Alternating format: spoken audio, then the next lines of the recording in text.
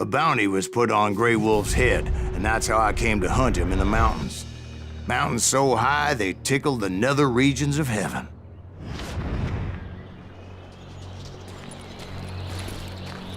Grey Wolf was a Chiricahua Apache medicine man who had led a war party in revenge for a massacre against his people.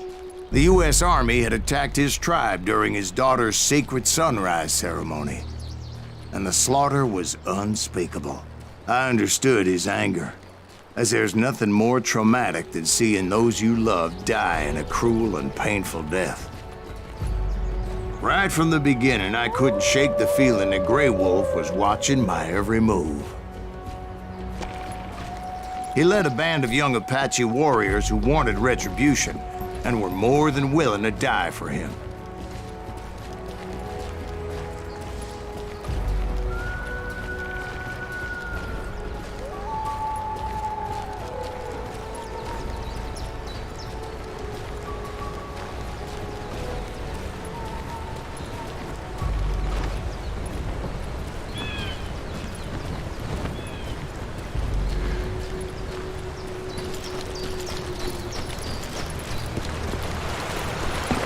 They saw me before I saw them.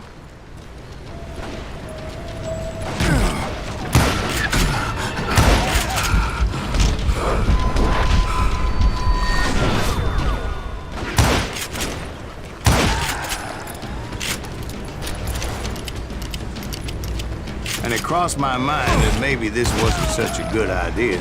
But now that the shooting has started, there was no backing down.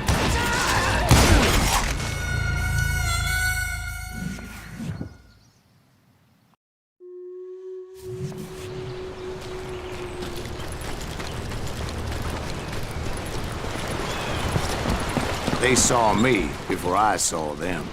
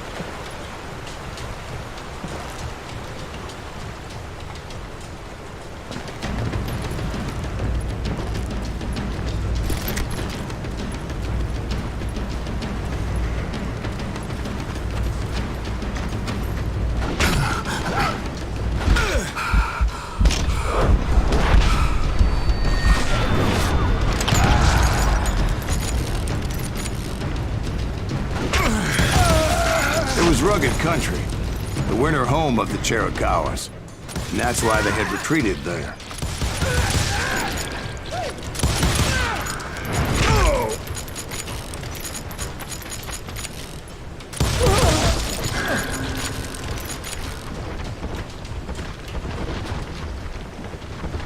I admit to having some regrets about going after them the way I did. But then again, I got a lot of those.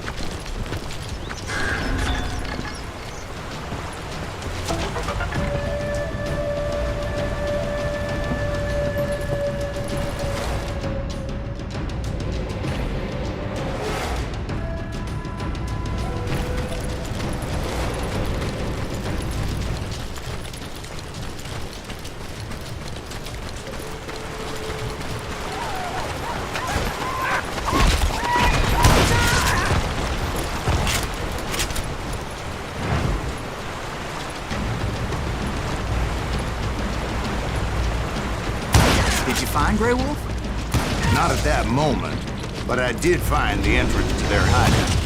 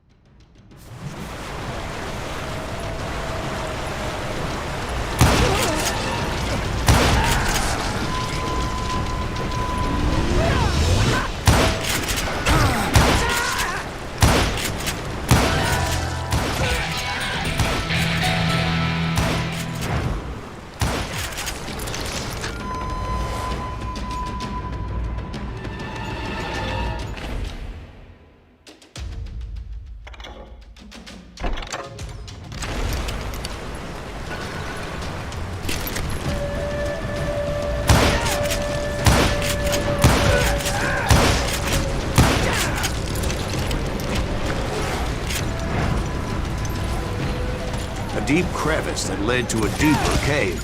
Don't tell me you went in there. Yeah, but it's not out of bravery so much as pure, angry cussedness.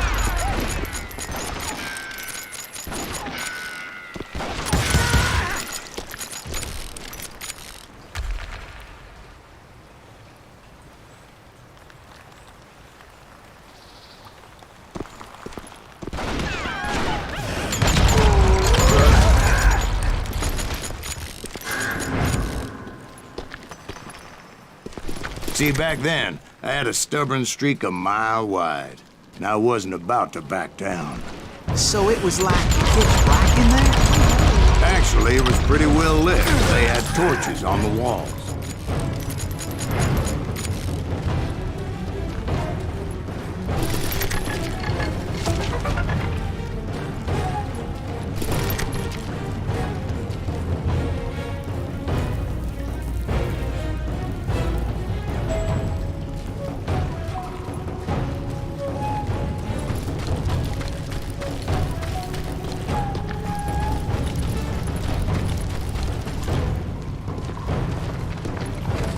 How big was his cave?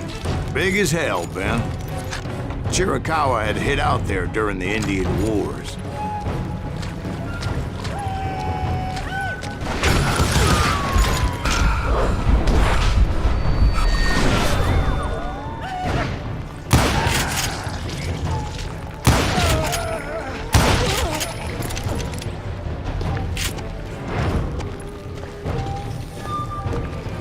They thought it was haunted with the ghosts of those murdered by the horse soldiers. The cave was haunted with dead Indian ghosts?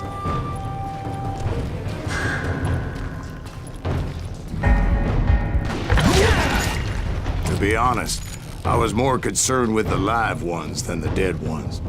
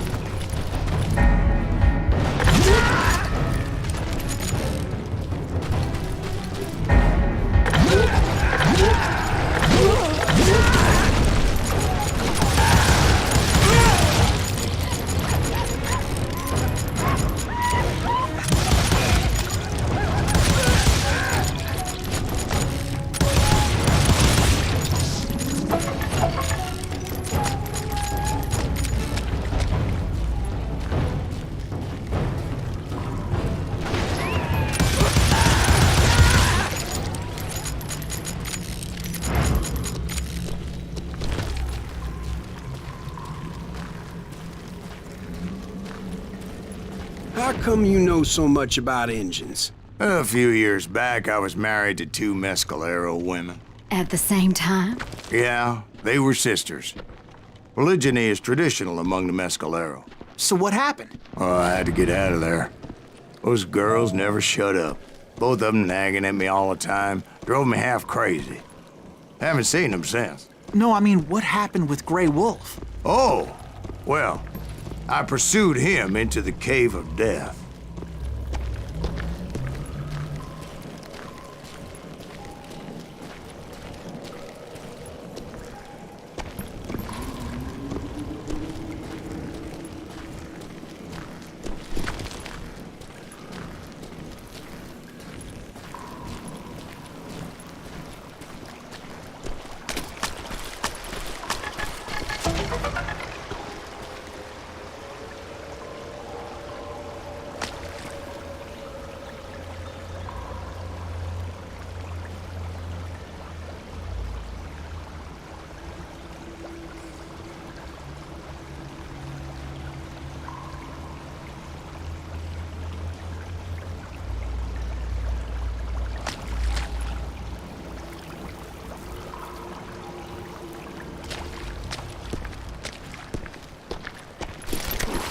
I came upon this flooded grotto, and that's when I saw him.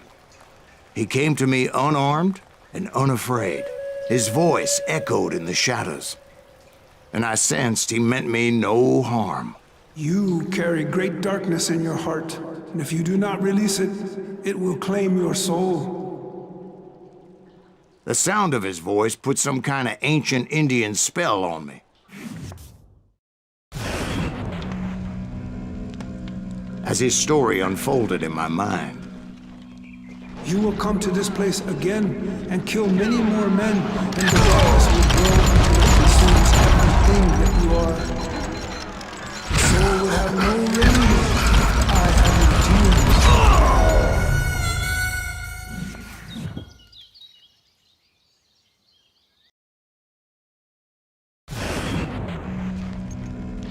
as his story unfolded in my mind, You will come to this place again and kill many more men, and the darkness will grow until it consumes everything that you are. The soul would have no rainbow. I have no tears. he said I was a great warrior, a coyote man, unequaled by any other pale-faced warrior, or something like that.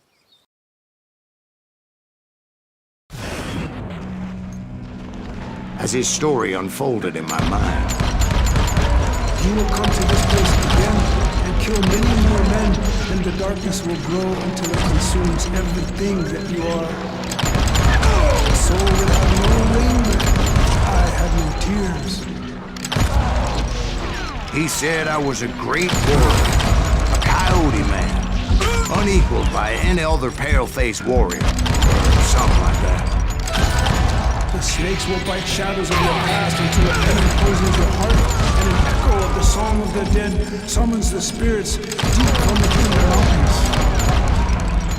I didn't quite get what he was saying, but there were definitely snakes. And indeed, his warriors surrounded me and attacked me like hungry wolverines. They couldn't stop me, though, and Grey Wolf wasn't in the mood for idle talk.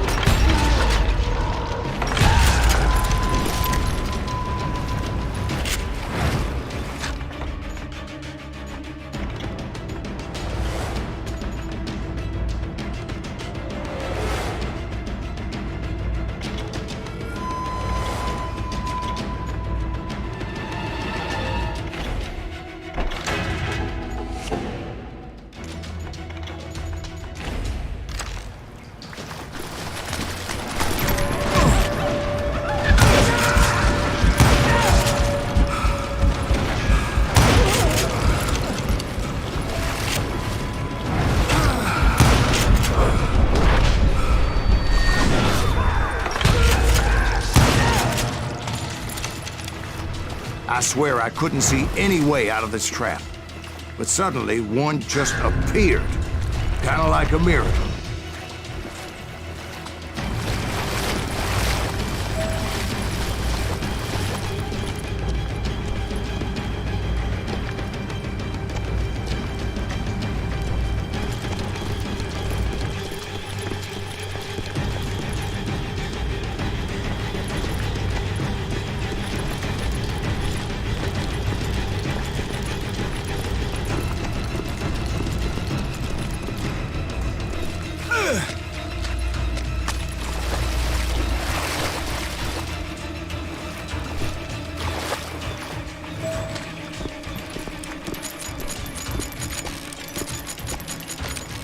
I felt like I would be lost in that damn cave forever.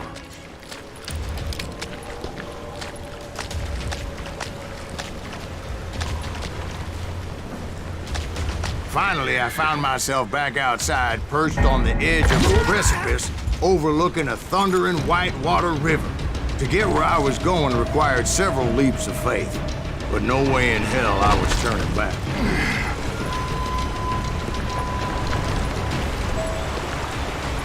I chased after him, determined to make him explain the meaning of all that mumbo-jumbo.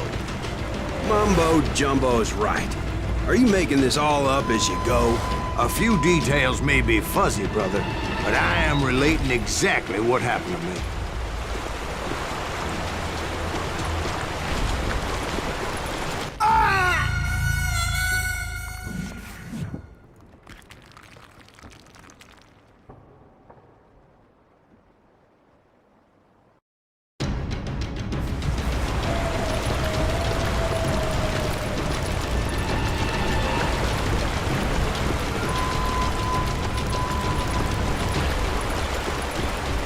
There were dozens of Apache warriors aiming at me from on high. Dozens? Well, maybe not dozens, but there was a lot of them. At least 3 or 4.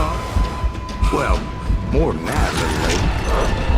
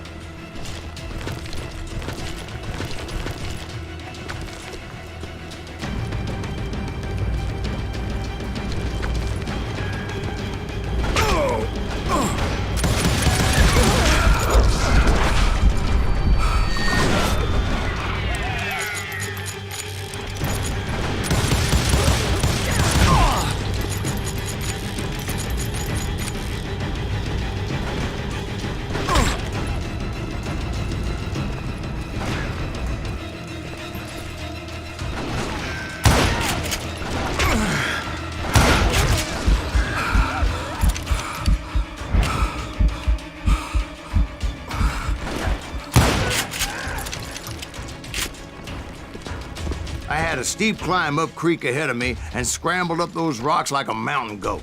I was determined to locate Grey Wolf and find out exactly what the hell he was trying to tell me.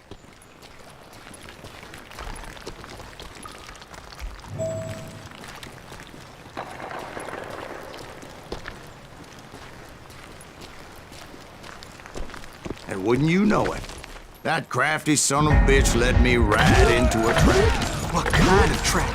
Well, son, there had to be at least 100 Apaches surrounding me. 100? God be my witness. Oh, come on. Who are you kidding? Hey, I believe you. Come on, tell us how it ended. All right, but I'm not gonna drag this out. Where were we? You were surrounded by 100 Apache warriors. Well, I didn't take the time to count them exactly, but there were a lot of them.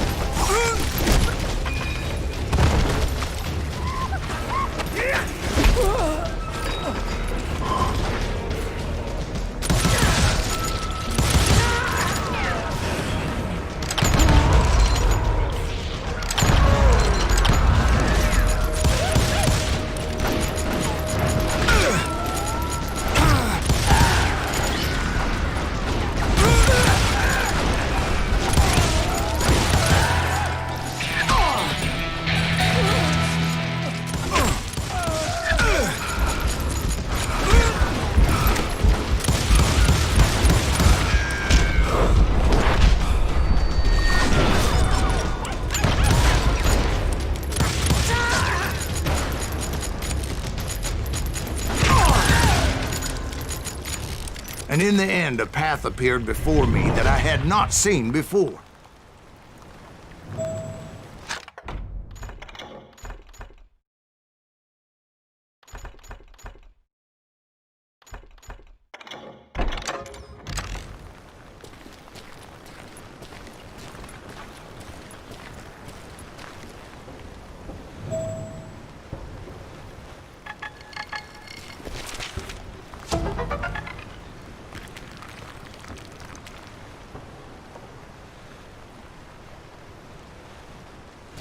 I followed it as I desperately needed to find out what Grey Wolf was trying to tell me.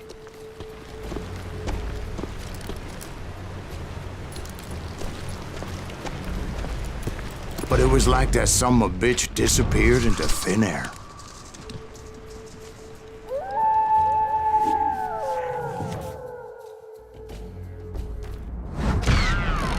Never did find him. And never did collect my goddamn bounty.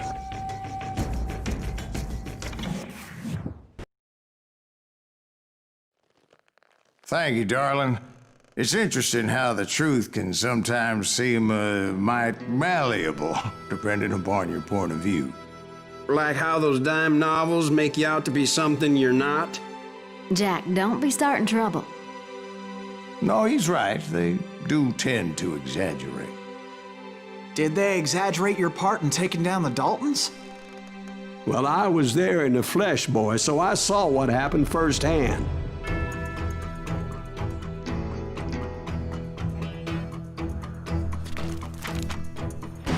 Those Daltons were lawmen once, before they all went bad, robbing banks and trains clear across the territory. Until Coffeeville, of course. I was one of the citizens who took up arms that day. Fighting on the side of the riot? I did my best, sir. We all did.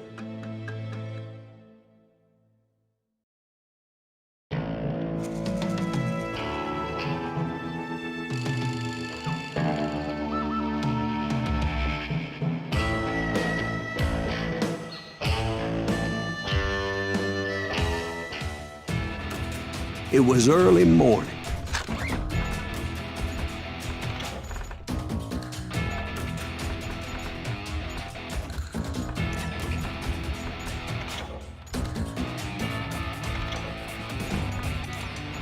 One of my friends was a local gunsmith, and he handed out firearms to anybody who'd take one. You see, the Daltons got it in their heads to rob 2 banks at the same time. 2 banks on the same damn street.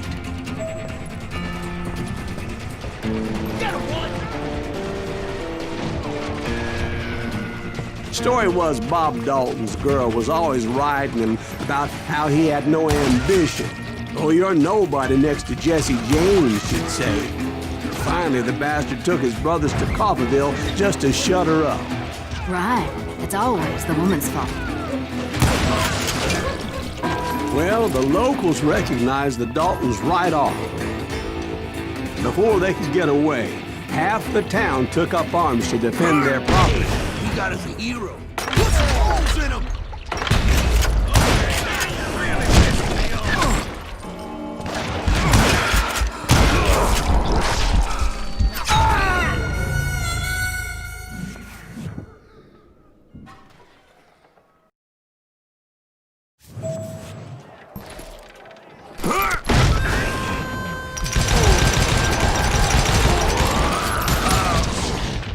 The brothers paid dearly for their stupidity, but everybody knows they had it coming. There's more to it than that. I read all about that day, so I know for a fact that it went down very differently. First of all, it was high noon. A posse of U.S. deputy marshals were on the rooftop across the street. Get ready, boys. They're gonna make a move. The lawmen had been tracking the Daltons for months, and now they finally had them dead to rights. Among them was a bounty hunter feared by many a lawbreaker. The marshals tried to get the Daltons to surrender. They'll give up eventually. You just gotta wait till something bitches out. This bounty hunter knew that the brothers were far too proud to ever lay down their guns. I'm gonna... He went in there alone to confront those criminals. One of the marshals shouted, "Where are you going? Are you crazy?" Hey, where do you think you're going, dumbass? That rifle's mine. But he paid him no mind.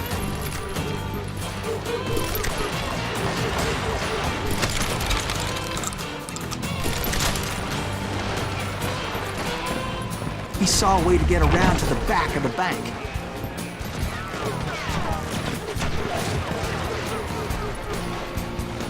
Then he figured out how to hit the Daltons from a direction they weren't expecting.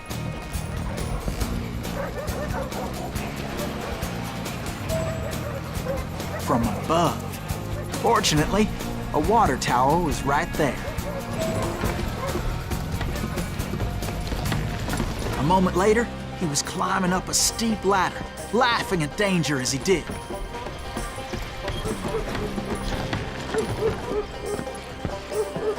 It was brave men like him who risked their lives to tame this wild country.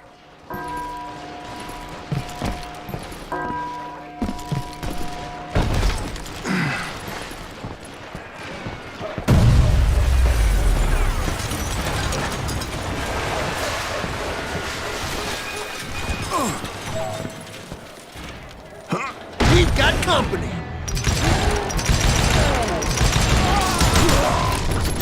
Heroic men like him, who did what other men couldn't or wouldn't to make this country free. Like Jim Bowie and Davy Crockett, who died defending the Alamo.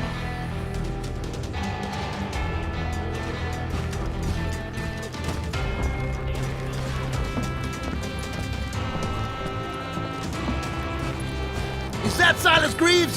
Son of a bitch!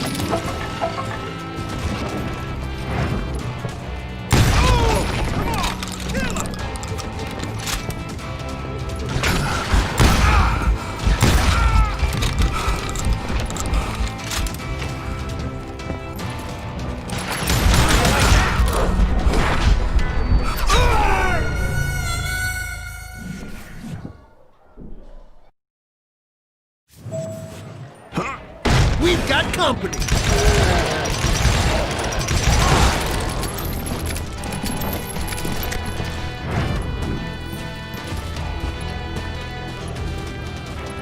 Is that Silas Greaves? Son of a bitch! Sorry, son of a bitch!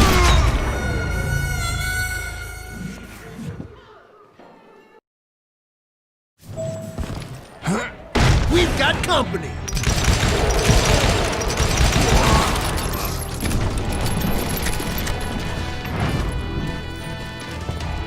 Is that Silas Greaves? Son of a bitch!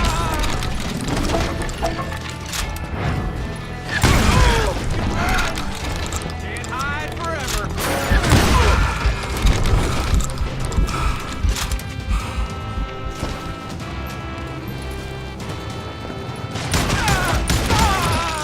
Rule the day.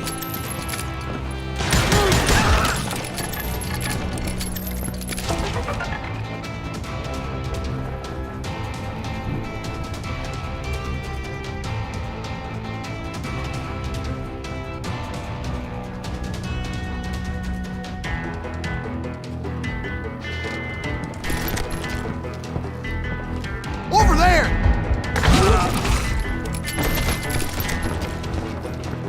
That's Silas Greaves! What the hell? Blam! Blam! He came away victorious, taking down those thieving Daltons.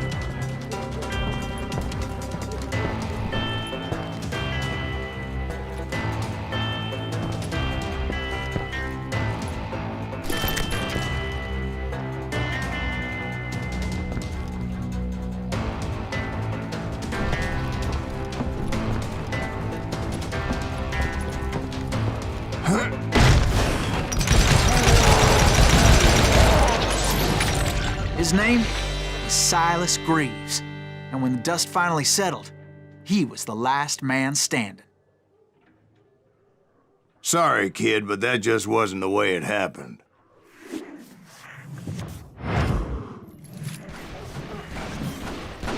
It was early evening, not high noon.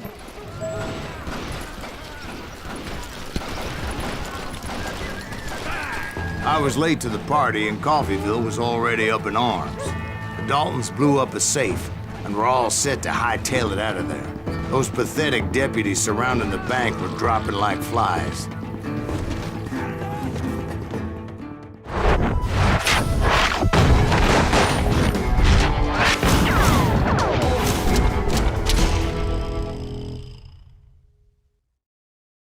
I had been tracking those jokers for months, waiting for them to do something reckless. Finally, they did. Those stupid bastards decided to rob 2 banks at the same time in the same town where everybody knew them. But they still had friends in Coffeyville. Shoot, I dare you!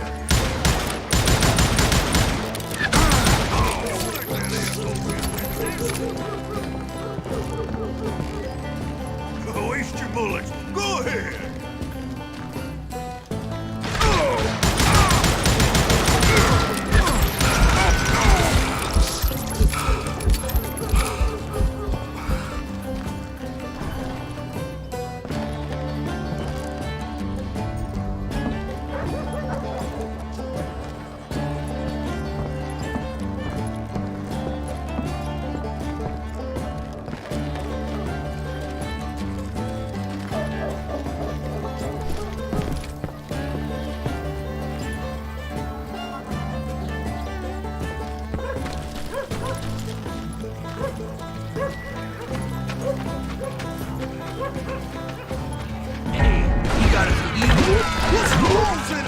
Those friends came after me like a pack of wild dogs, tooth and nail. They were coming at me from all directions. I caught sight of the Daltons running with the money and didn't want to lose them. Problem was, they knew the town better than I did. And to top it off, I found myself in the middle of another shootout entirely.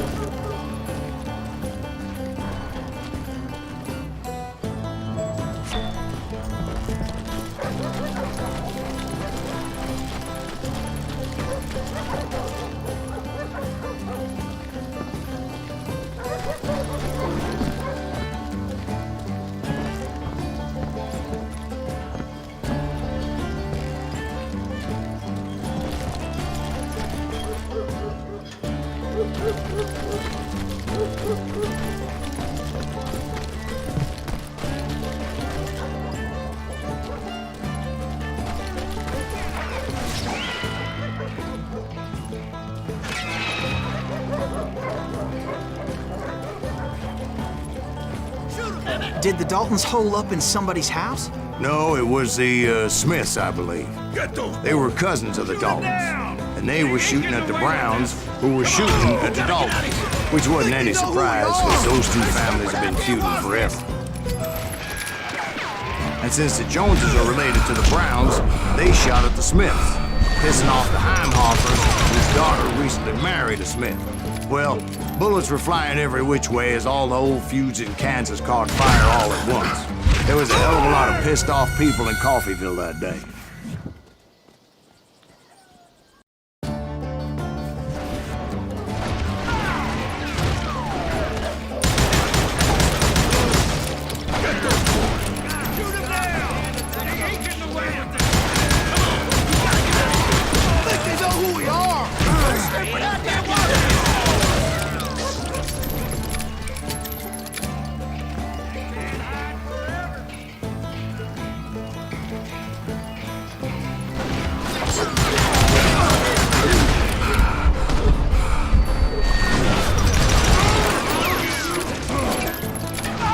But that's just the way life is sometimes.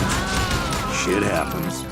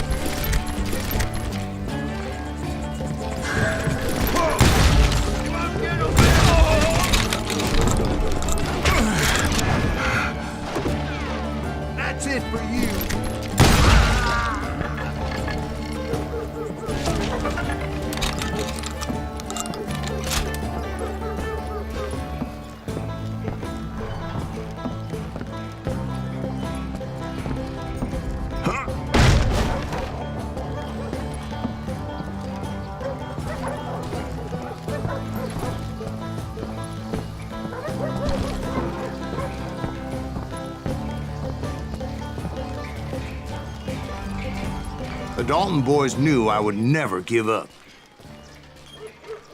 Those Daltons weren't the sharpest knives in the drawer, but they always stood together. They set a trap to slow me down and allow at least 2 of them to escape. The third brother stayed behind to plant me, just in case that trap of theirs didn't work.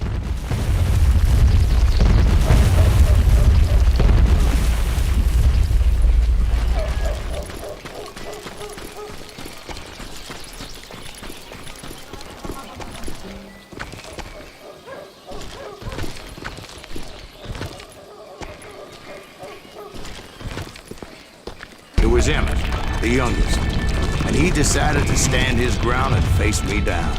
I ain't afraid of you, Silas Reeves. This is where it ends for you.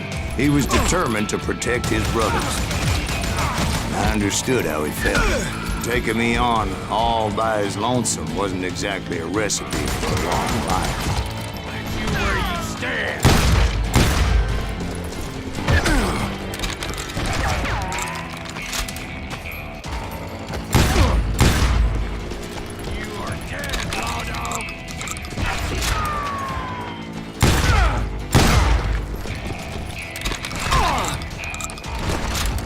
You messed with the wrong damn Dalton.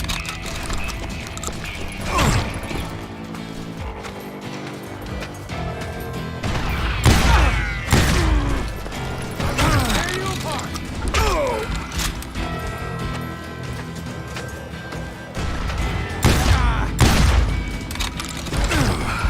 Gonna beat you like a red-headed stepchild.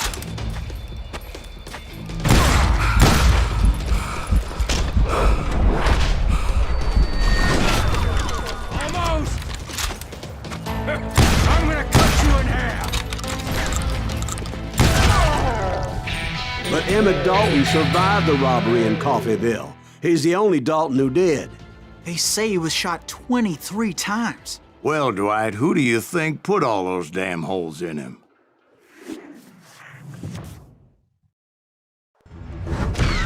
But I have to admit, that boy had grit.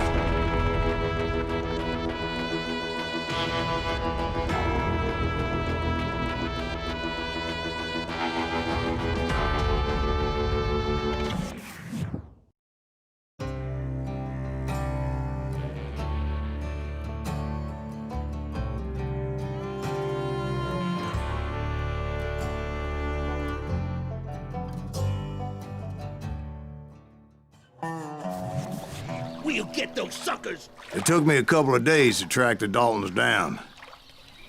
They can't get away with this! And in that time, a whole posse of local vigilantes offered to lend a hand. We'll track him to the ends of the earth.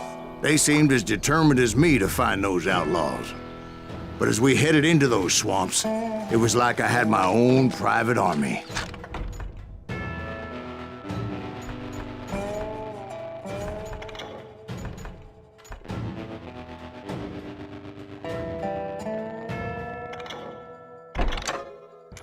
There was no way those boys were getting away this time.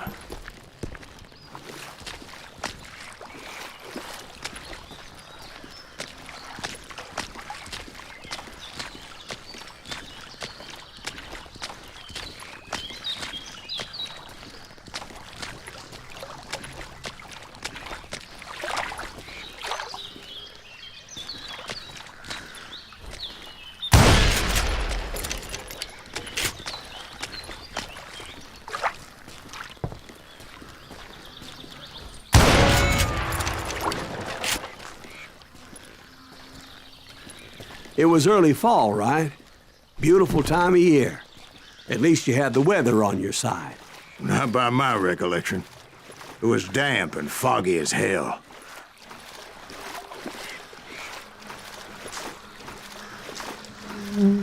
It was tough to stay on a true course, so we kept an eye out for landmarks.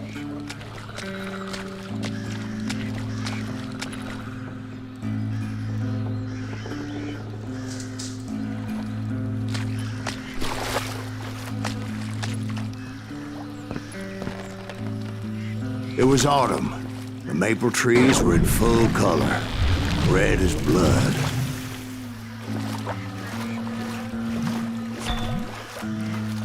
The rains that year were torrential, so the whole area was flooded.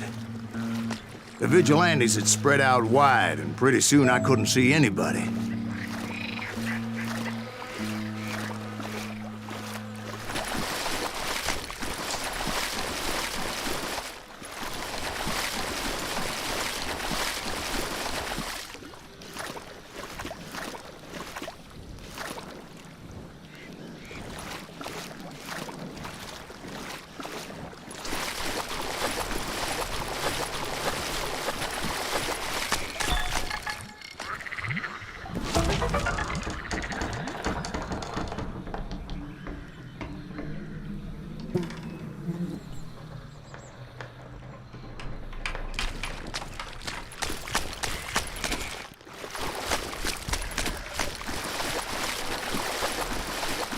Bury them in the street! Plant them where they stand! Except for some bitches ahead of me wanting to do me harm. So I had to face them alone. I wondered why my compatriots didn't come running when they heard the shots.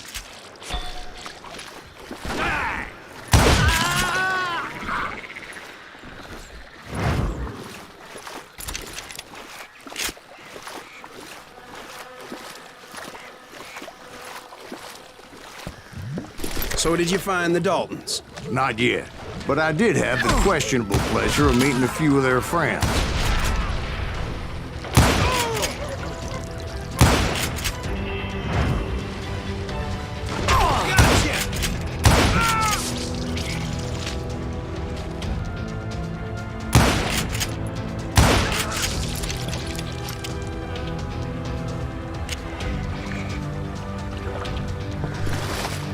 The boys had established quite a reputation by that time, so they attracted all manner of riffraff to their cause.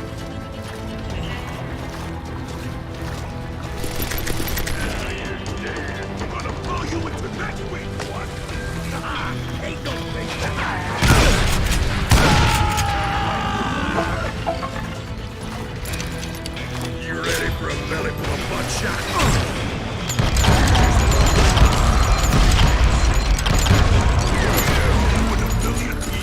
Point being, I was under serious attack.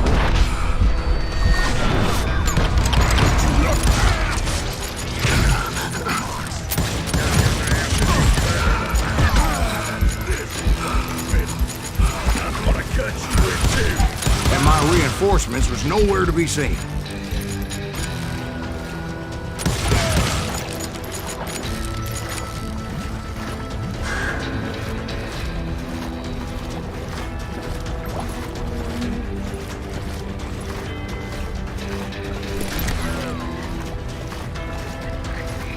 Can't beat us off!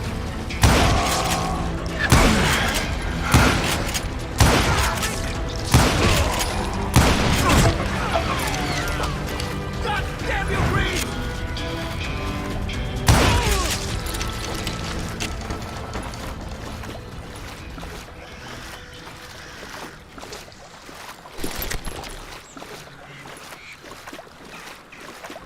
But luckily, a barn materialized as if right before my eyes. I scrambled up top to get a better view.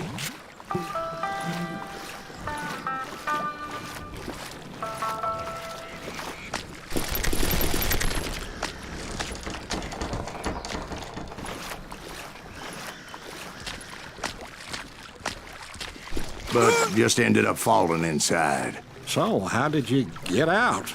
The barn doors was open. About right then, I saw some suspicious characters running for the bushes. Of course, I followed them. But that goddamn swamp was like a goddamn maze, and pretty soon I had no goddamn idea where I was.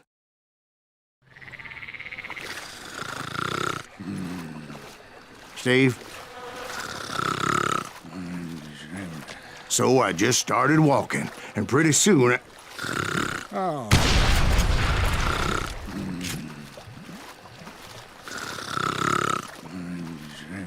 Steve? Steve! Huh? Oh, no, I'm listening. Indians surrounded me from all sides.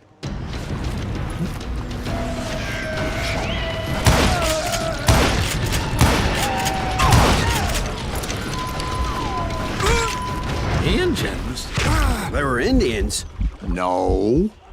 I just wanted to make sure Steve was paying attention. Now, where was I? You were following the Daltons through a swamp? That's right. See, Steve? Dwight's paying attention. No, I'm listening. I was just resting my eyes. So, where was I? The Daltons. Right. See, there's a reason so many outlaw gangs are made up of brothers. Being a brother is a very sacred thing. It's a bond like no other.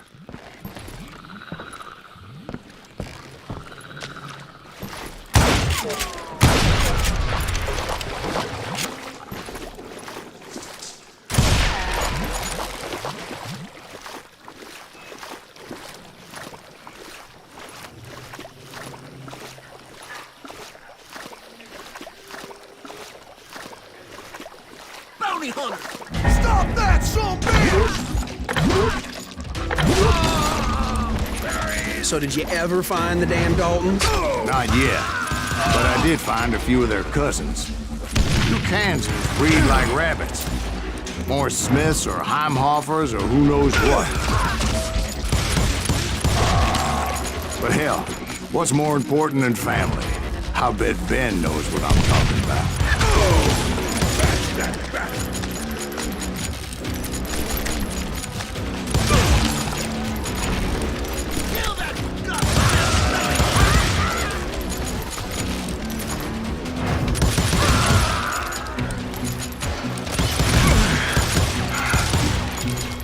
Somebody kill that son bitch!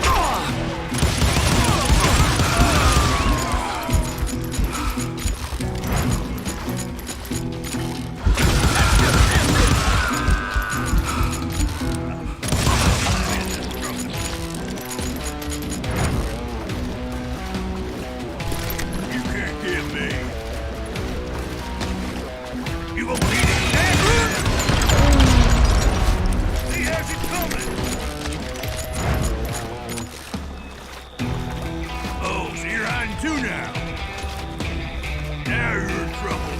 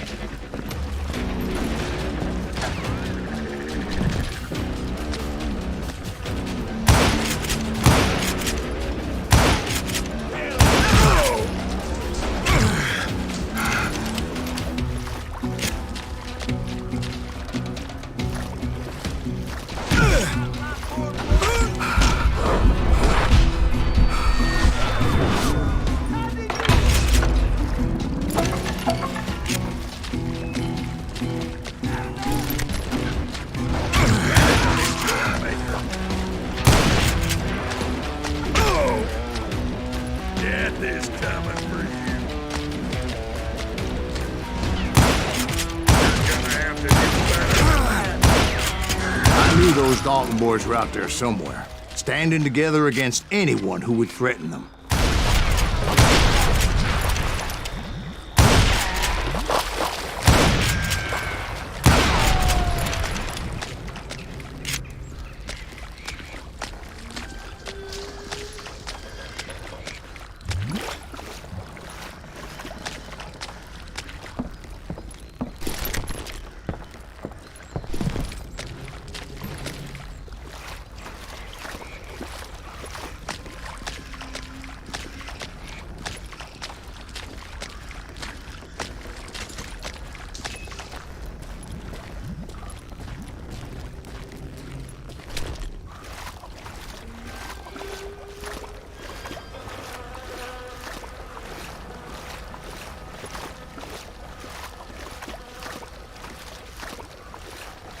And that's when I saw it. A goddamn steamboat. A steamboat in a swamp? Yeah, Steve, but this wasn't much more than a wreck, really. But how'd a damn steamboat end up in the swamps? Guess it floated off during the flood of '89. Now, was it a stern wheeler or a side wheeler? What? Does that really make a difference, Steve? It was a steamboat with a goddamn army on board. It was then that a fusillade of bullets come raining down from our house, and those vigilantes who accompanied me weren't anywhere to be found. But among those men that were shooting at me, I thought I saw some familiar faces.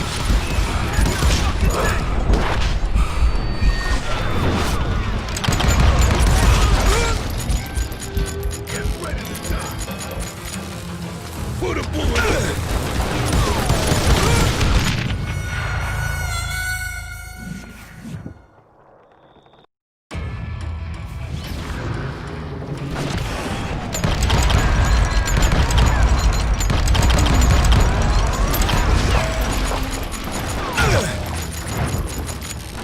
I'm done with you!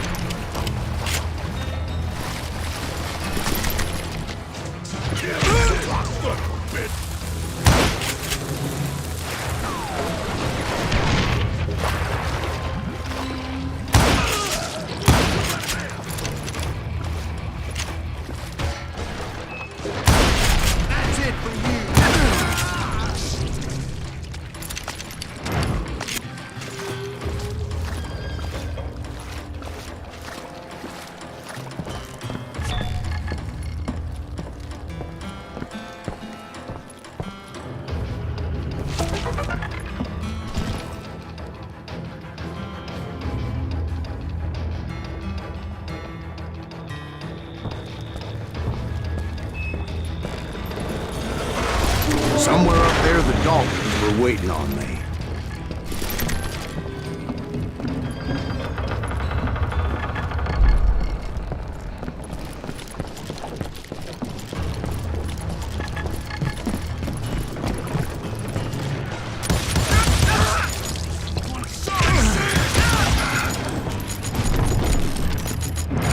Sounds like you don't give up too easy. That's the kind of man I am, Ben. I set out to do something. I do it. Surrender just ain't in my nature. Plus, I'm stubborn as hell.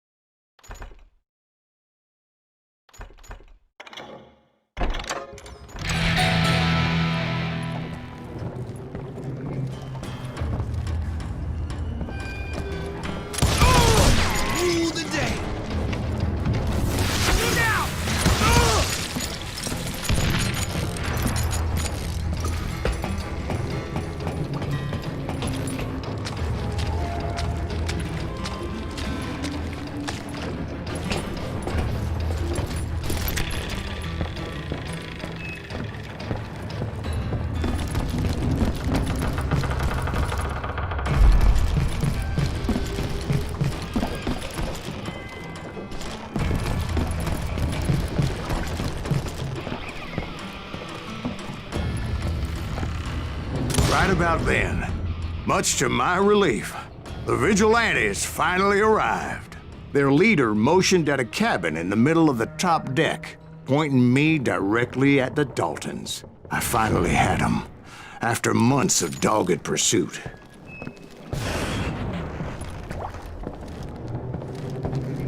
But it turned out that they had me. Take him out! I'm sending you to hell!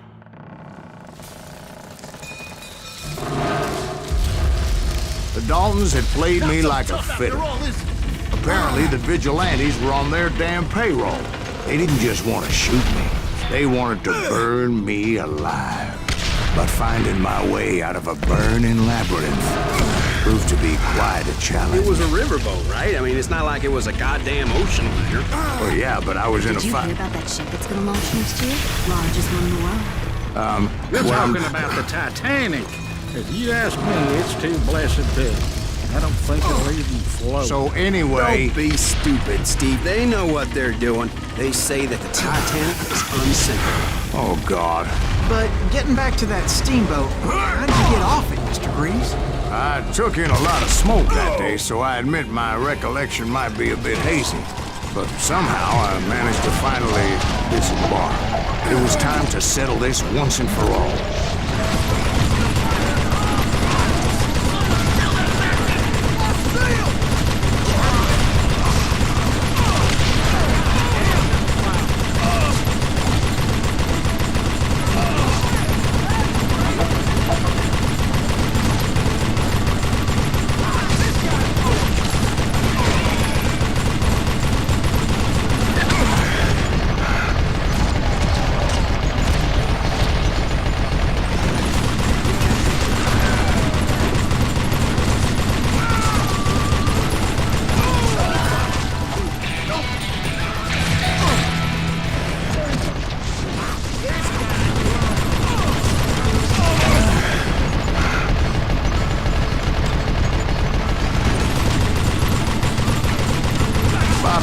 Weren't about to come at me one at a time. They were in this together. Two brothers side by side, determined to take me down. Confident that this time the odds were on their side.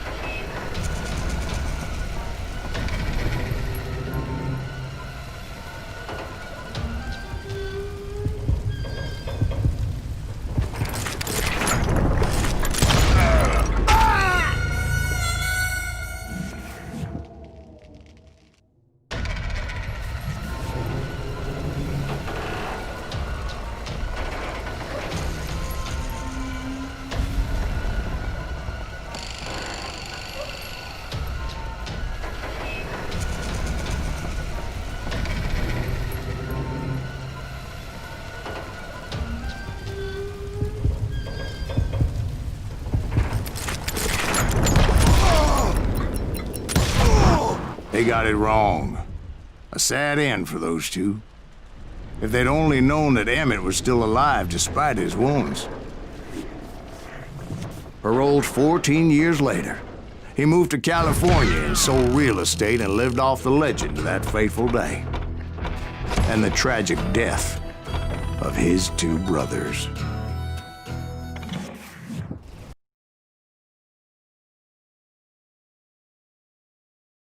My own brothers died tragically as well, truth be told.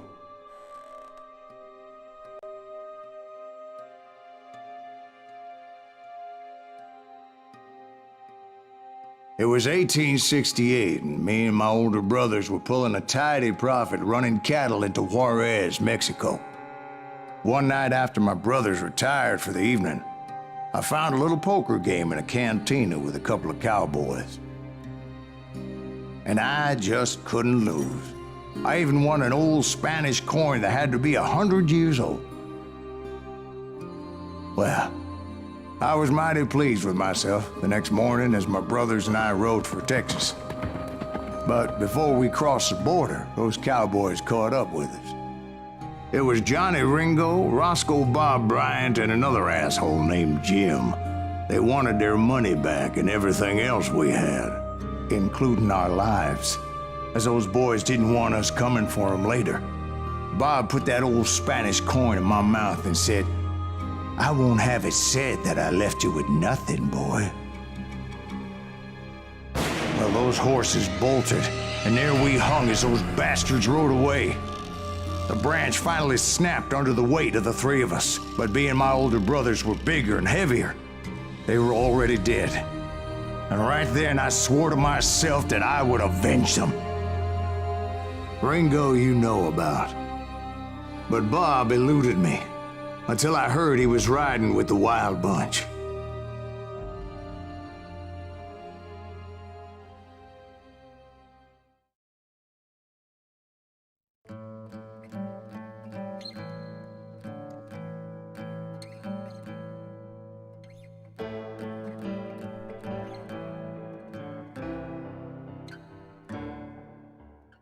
I'd been on their trail for months, ever since they left their hideout in the Bighorn Mountains. Led by Butch Cassidy, they were a loose association of outlaws who robbed banks and trains from Colorado to Montana.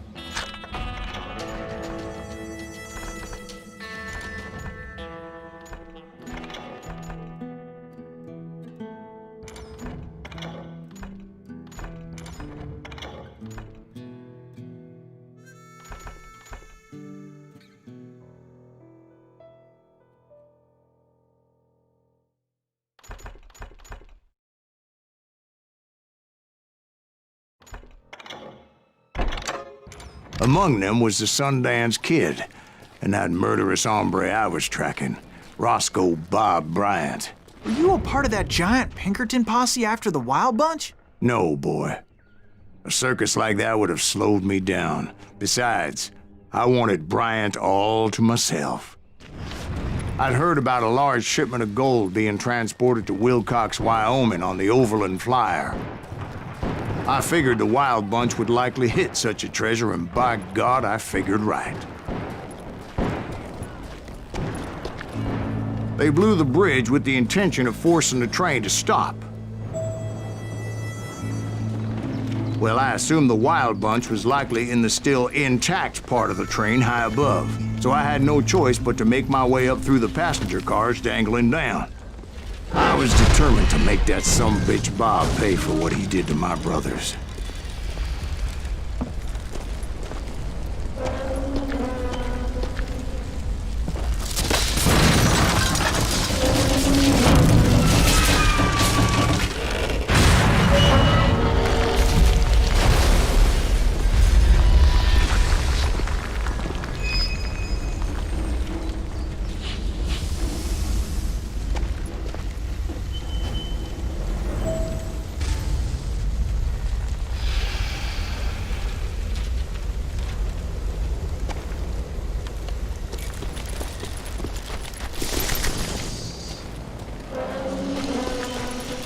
My ears are still ringing from blowing up that bridge.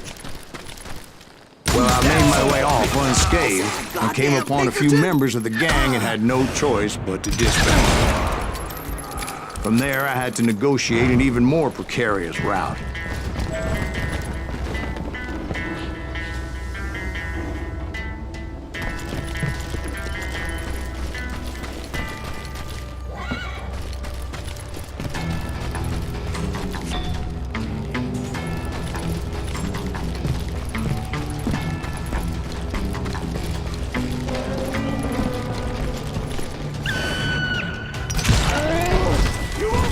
Jumped from the frying pan into the fire as the train was clearly fixing to fall. I had found the gang, but in order to find old Bob, I needed to fight my way forward past a whole passel of desperados. Outside, inside, any way I could, I made my way towards my prey. Well, what about the passengers? It was mostly a freight train, as I recall. There were no passengers aboard that day.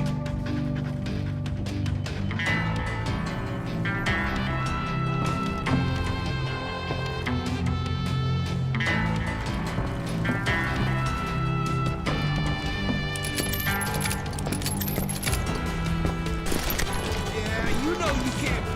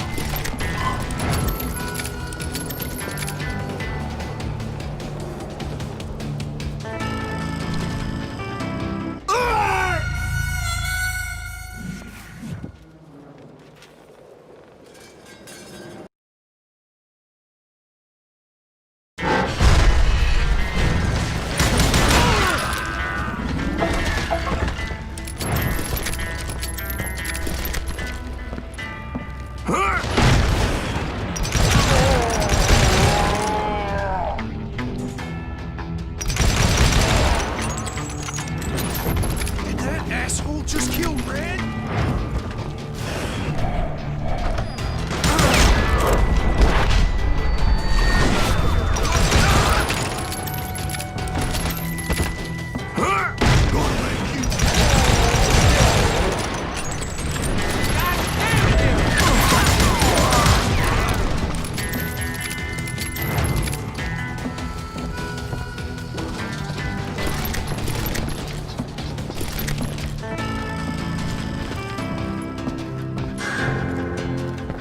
As I mentioned before, I am not fond of heights.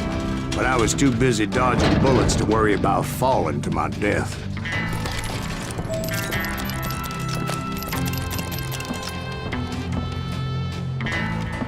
Odds were I was likely to die that day anyway.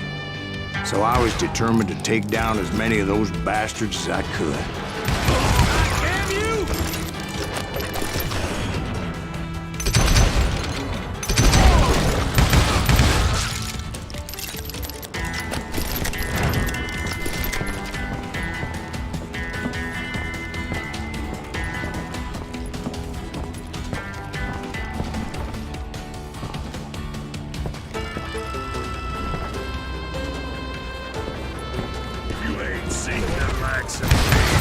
Times it was like shooting ducks in a shooting gallery. The only difference is these damn ducks shot back.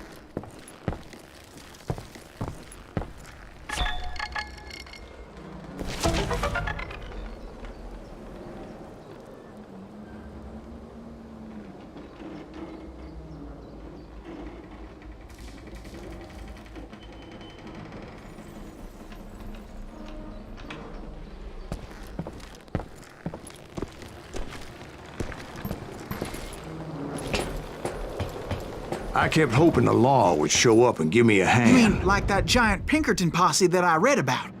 Did they come riding in, guns a-blazing to help?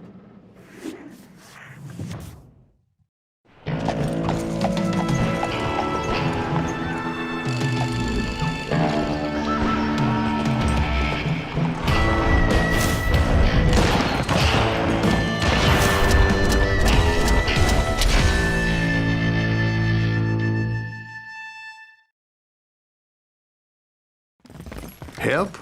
From the Pinkertons? No, son. I had to fight the Wild Bunch all by my lonesome, as usual.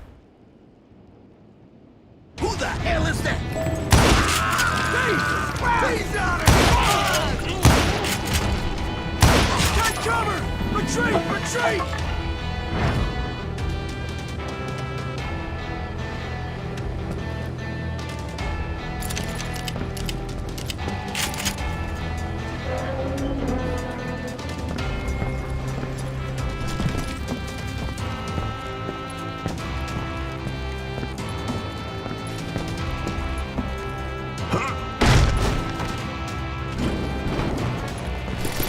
He's killing everybody! They'll kill us all! Ready to meet your fate.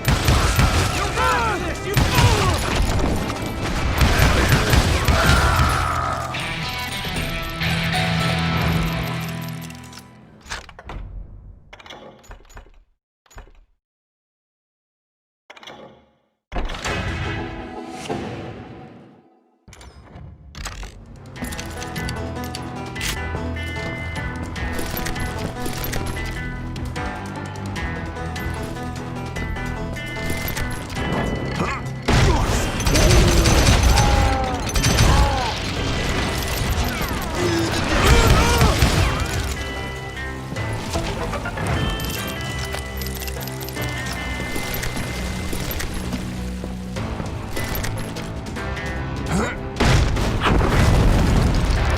My guess is those dime novels didn't portray this as it happened, did they? Only a few stragglers were left. I had to cut them down pronto if I was gonna stay on old Bob's trail.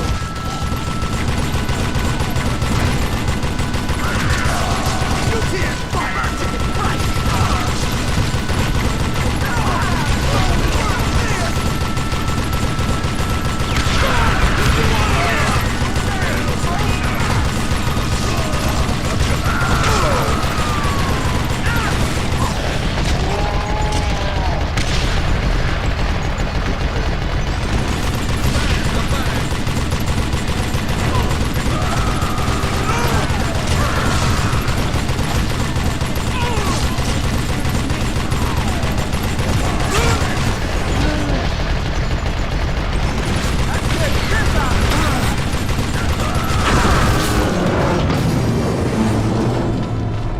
Once I silenced all those guns, I went searching for my nemesis, determined to finally have my justice. But the only survivor who welcomed me was George Flat-Nosed Curry. Who was he? The fastest gun in the gang.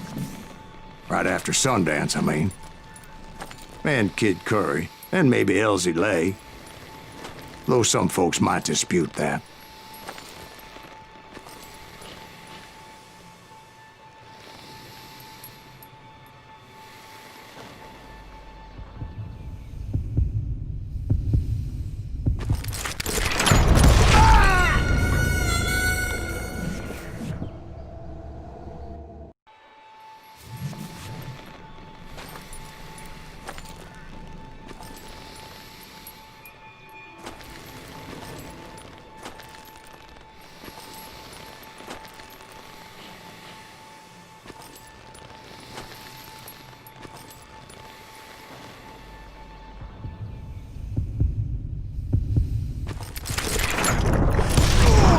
On that very same day, Butch Cassidy and the Sundance Kid decided to leave the Wild Bunch behind and decamped for South America.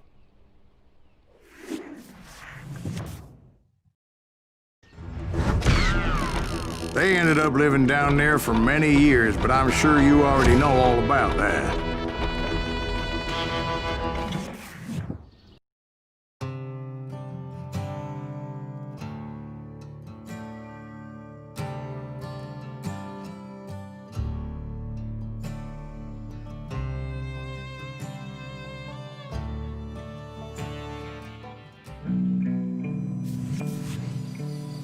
I tried to find Bob Bryant, but it was as if he'd disappeared.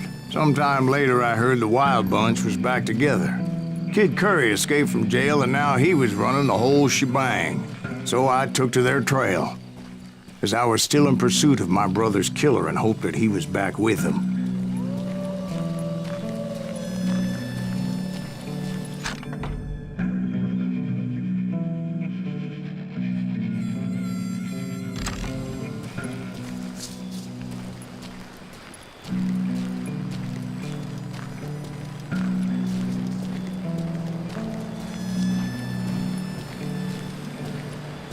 That Kid Curry's kinda crazy, ain't he?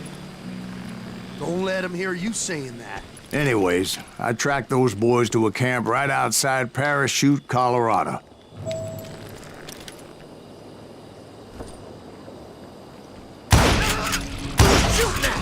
Being outnumbered, I didn't bother with a warning shot. I just started taking those bastards down.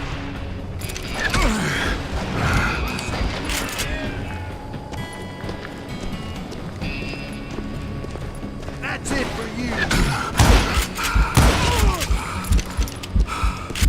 you. Old Bob wasn't among them, and neither was Kid Curry. I could sense him close by, however, plotting something nasty. I just needed a clue as to their whereabouts.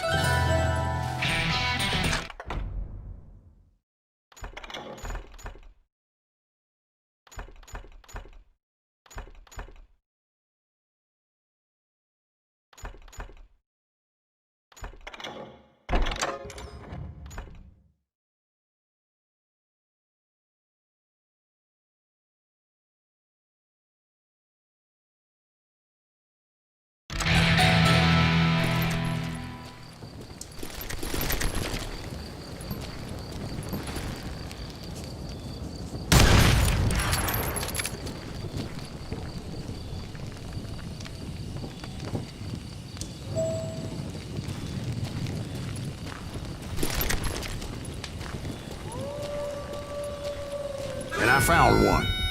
A map with their bold plan clearly marked. This time they were fixing to blow up a train trestle. Property of the Union Pacific.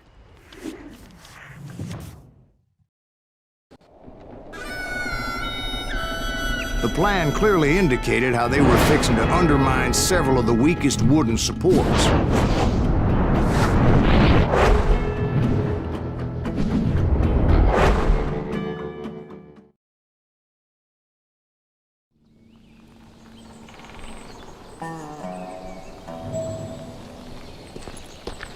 Kid Curry was considered the wildest of the Wild Bunch. It was said that he fathered 85 bastard children, though some say it was only 5.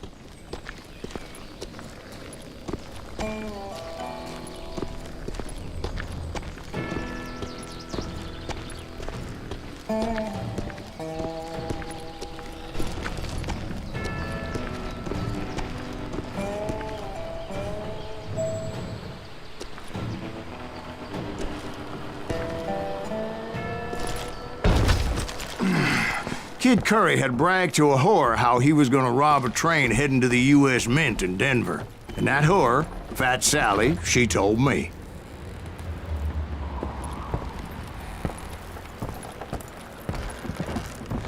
The bridge was rigged with dynamite, so I decided I'd best be careful confronting those bastards.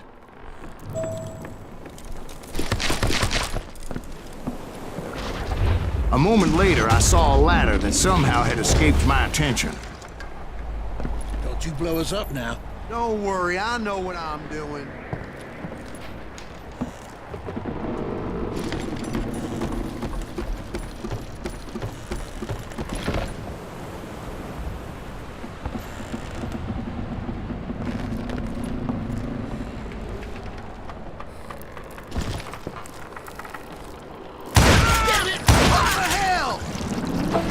The Wild Bunch did not take kindly to my presence and attempted to blow my head off. It appeared the kid had found a number of new recruits to bolster their ranks. Guess there's always desperate men willing to trade their lives for stolen treasure. What happened next? Well, having removed the first bundle of dynamite, I decided I might as well remove the other one. Once that was done, I figured I'd find my way from there.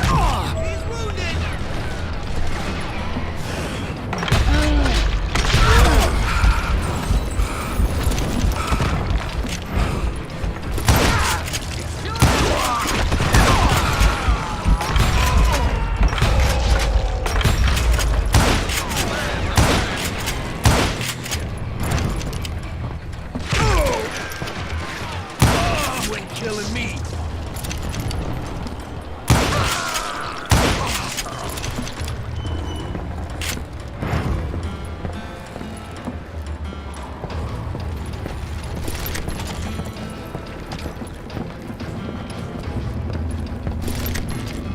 Hell's a coming. You're gonna have to do better. So, what happened then?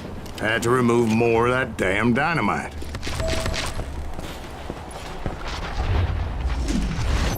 It must have been terrifying trying to make your way across. I was sweating it a bit, but then I noticed a footbridge tied up on high, so I shot the rope.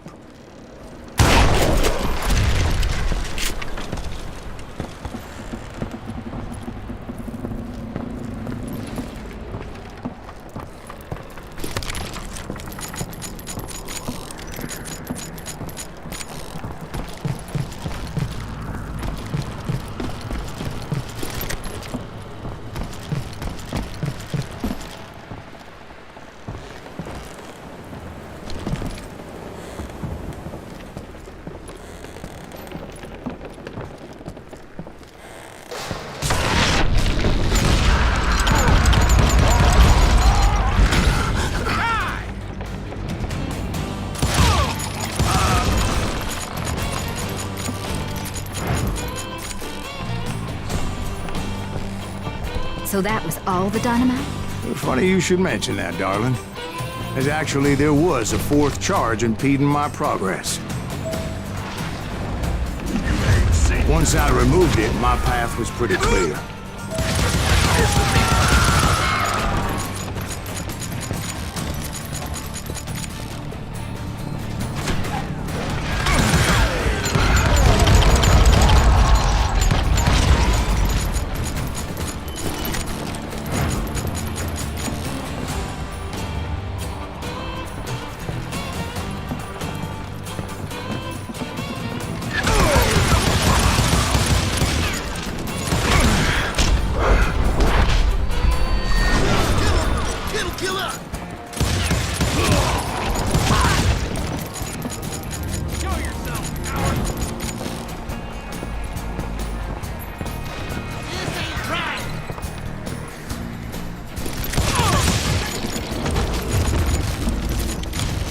So I proceeded onward and realized that that way just wasn't gonna work.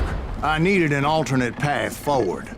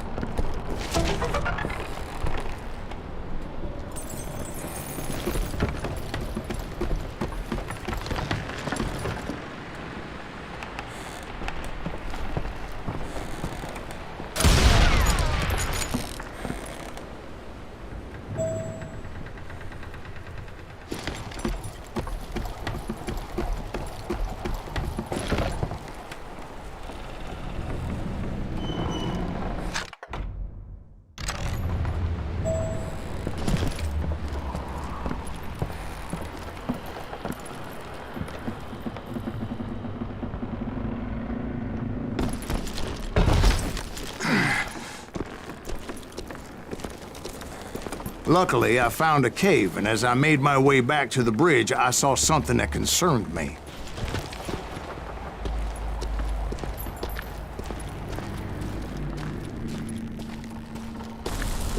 It was a long, burning fuse, and it was moving fast as hell. I had to catch it.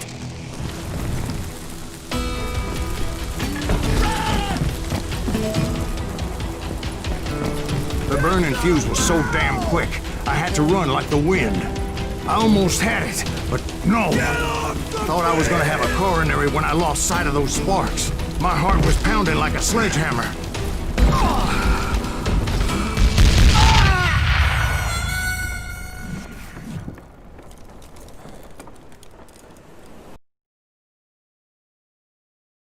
Get off the bridge!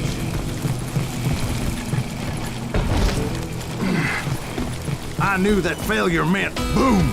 Then, finally, at the last moment. Whew. Of course, I was successful, or clearly I wouldn't be talking to you folks here today. Naturally, I removed the last dynamite charge. Well, it was a touching reunion.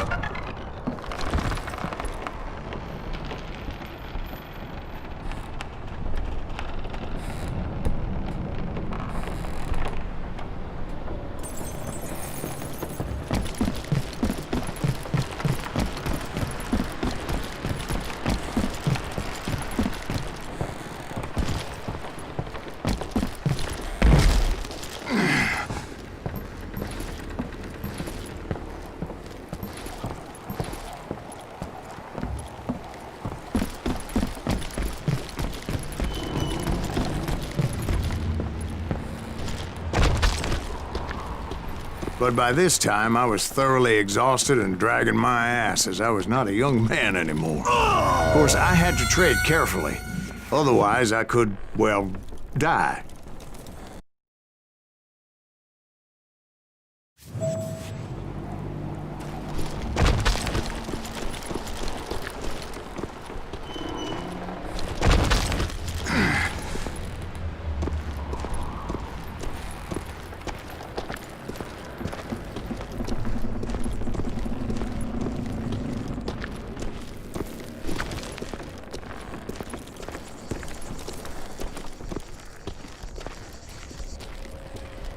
Kill that SOB!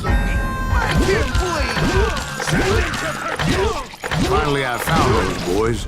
Or more precisely, they found me. These crazier and kick your ass, me! Out here than a damn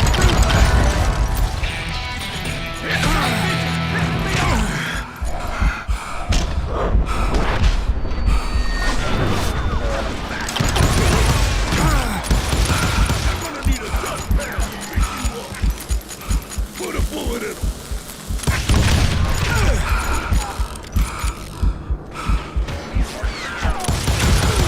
Massacre him.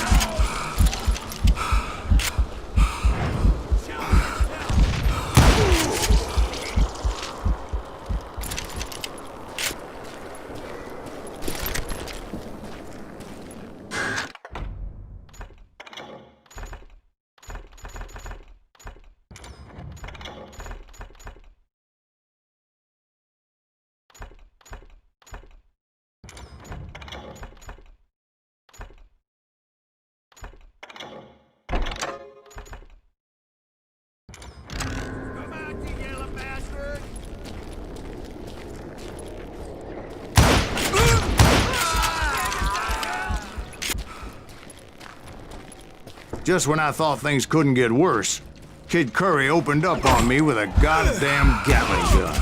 It was hidden in this tunnel and pretty well shielded.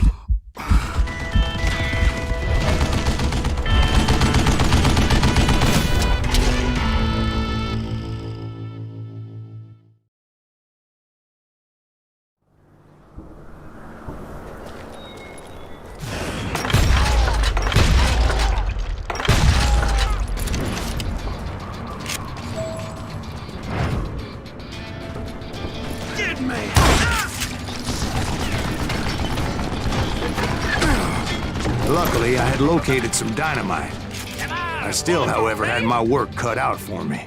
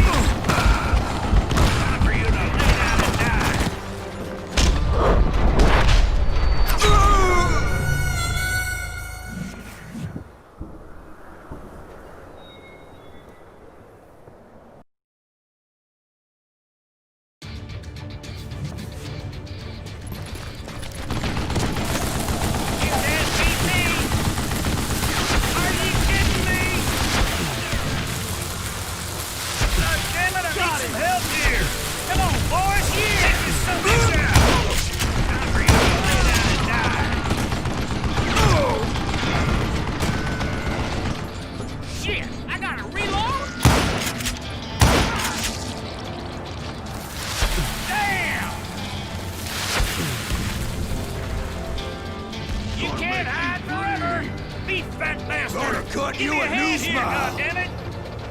You're gonna bleed!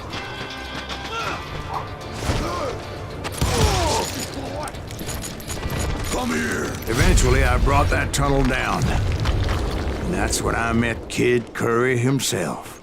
He had decided to stop pussyfooting around and deal with me personally.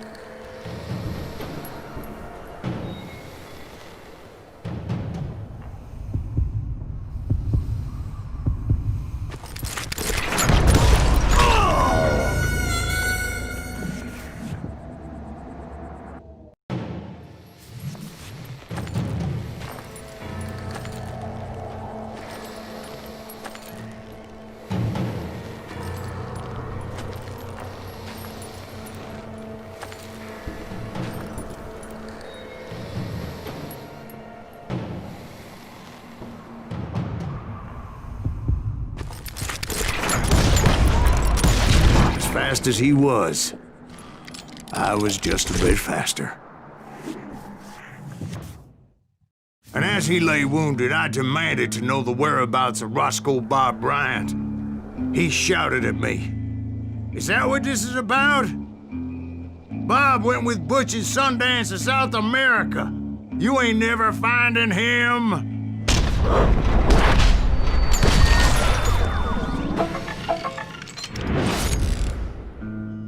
Those were his last words.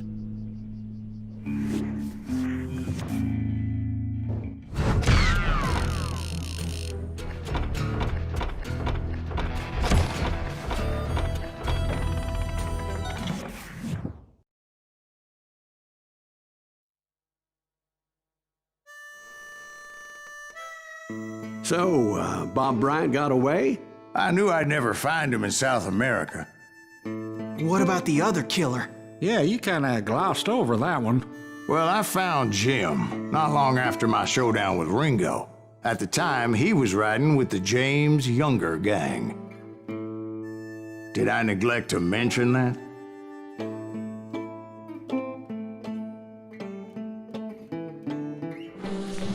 Jesse James?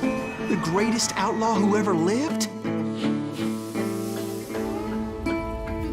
Jesse and his kin rode with Quantrill when he raided Lawrence, Kansas, and killed near 200 people, boy. Nothing great about that. And from there, him and his brother went on to rob banks and trains from Kansas to Missouri. Which is why there was such a rich bounty on their heads. 40 grand for both of them, dead or alive. That's one hell of a payday.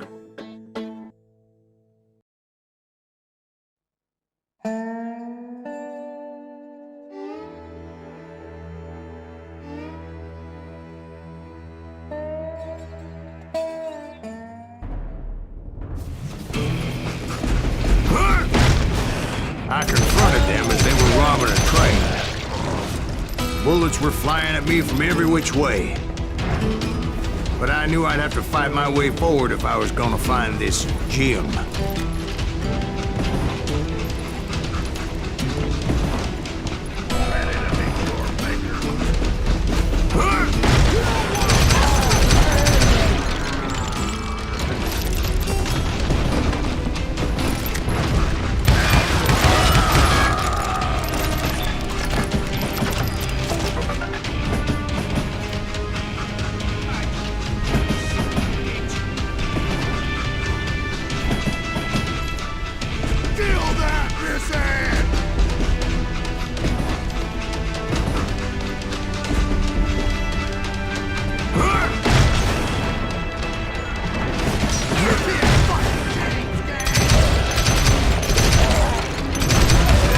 Wait a second. Now, how'd they stop this train in the first place? Well, the James boys were experts at this.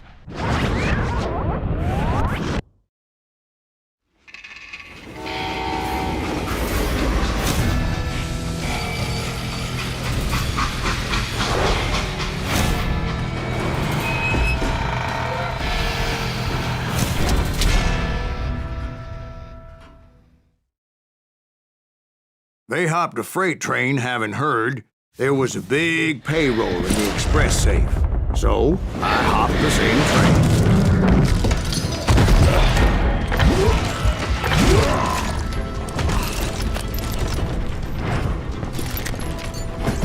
The James Younger gang was decimated after that little fiasco they had in Northfield, Minnesota.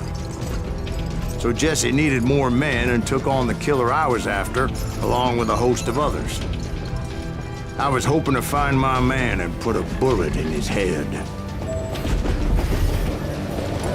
Climbing around that train, I must have swallowed 100 damn bugs before I reached James that... Younger gang pulled the first train robbery west of the Mississippi.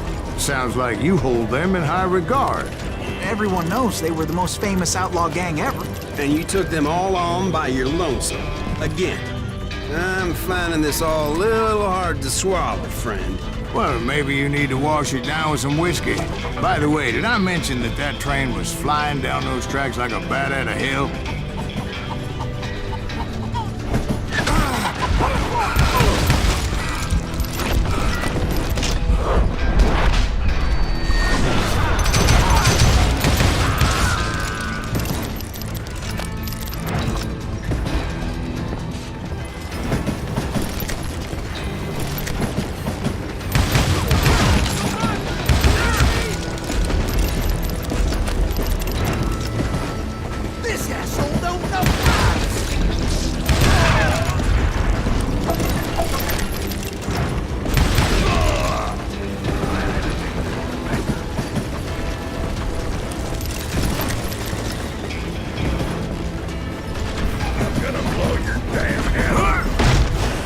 Anyway, excuse me, Ben.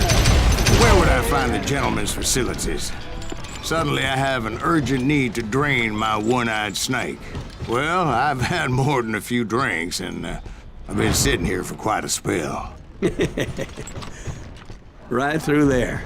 Let me show you.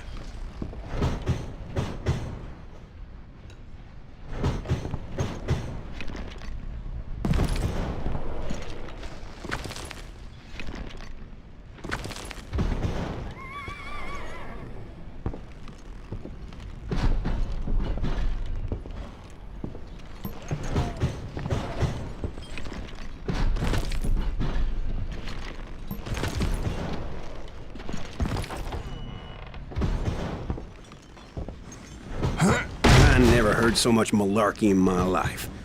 You think he's bullshitting us? You don't think he's Silas Greaves? I think he's just some old drunk looking for some free liquor.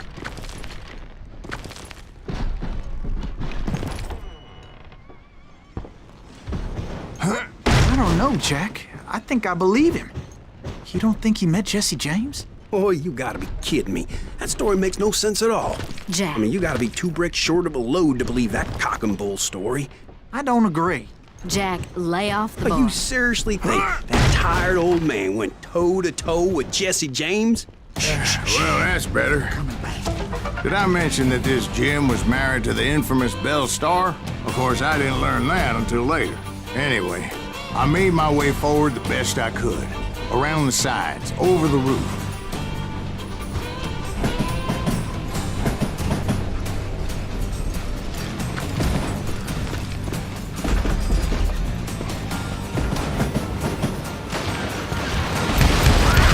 At some point, some sumbitch saw me and shouted out, "It's the damn Pinkertons!"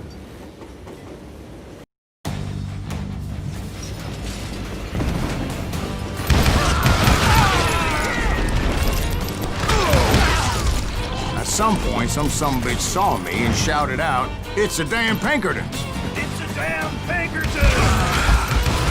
Now, I never worked for that limey cocksucker, but I guess they assumed I was one of his assassins.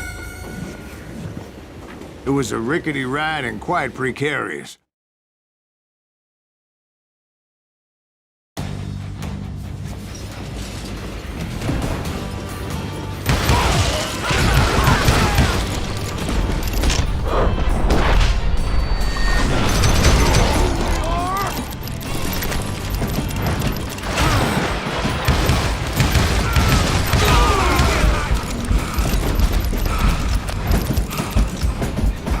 Those evil bastards firebombed Jesse's mother's house and killed his stepbrother. So it's no wonder each and every asshole on that train wanted me dead. Everybody's always mistaking you for somebody else, aren't they? Why is that, I wonder? Don't rightly know, Jack. I'm just telling you how I remember it. I bet you are.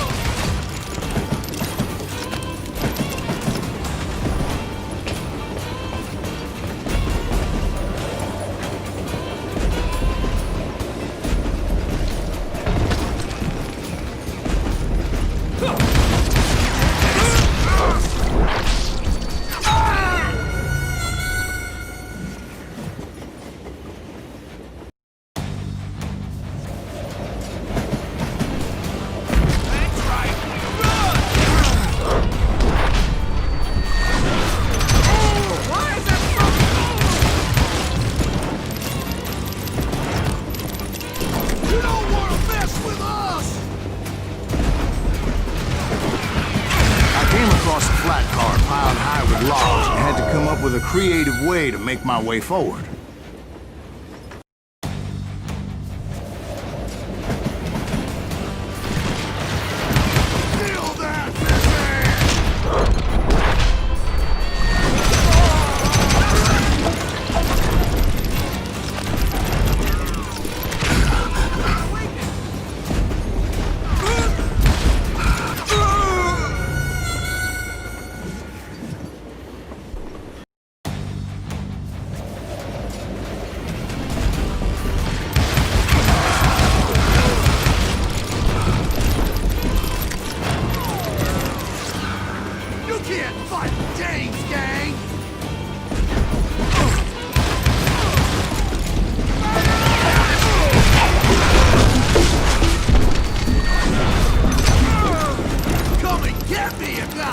guns! I wondered if I was ever gonna find the front of that train. Or the bastard I was after. Jesse hired a damn army after Northfield. Guess he didn't want to be outgunned like that ever again. Right about then, I was attacked by some asshole on a Gatling gun. Yeah, seems like you run into a lot of them. Asshole? Gatling guns. Yes, I did. Now, I don't remember how I took it out. It was either a bullet or dynamite. Where would you find dynamite?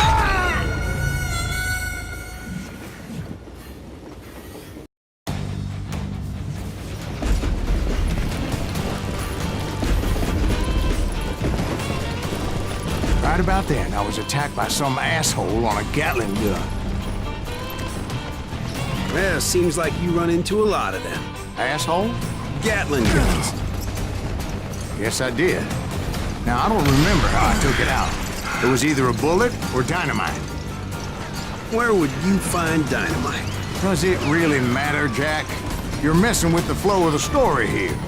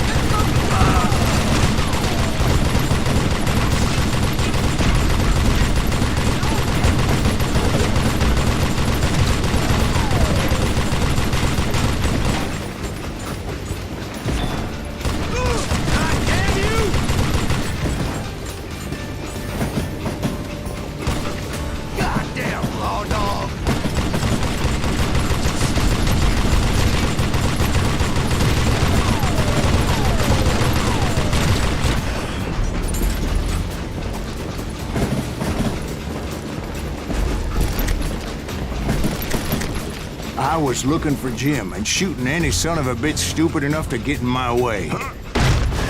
And that included Jesse James himself.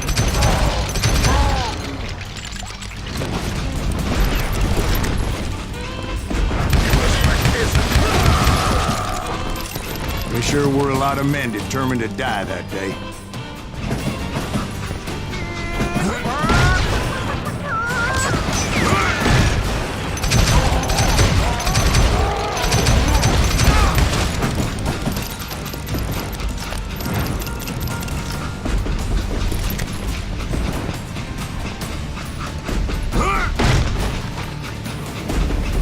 It was then that Jesse detached the express car from the rest of the damn train.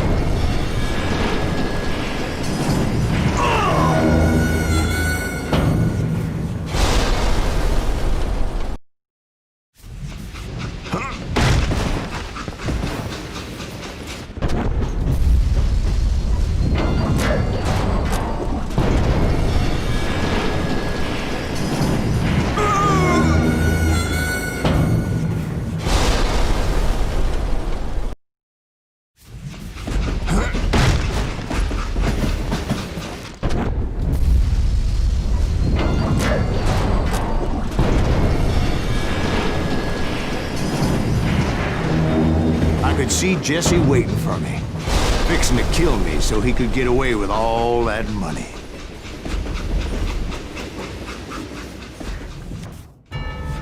You had a showdown with Jesse James? Of course he didn't. Everybody knows that Jesse was killed by Bob Ford. Yeah, Jesse went out like John Wesley Hardin. Coward shot him in the back of the head. Guess it doesn't matter how far you run, does it, Ben? Your past always catches up with you.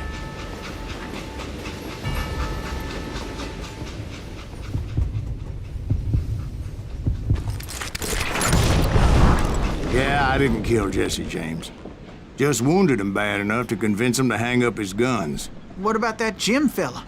What happened to him? I figure he was up front with a gun to the engineer's head. That bastard slipped away again. I'll tell you how I got him. But first I need to wet my whistle.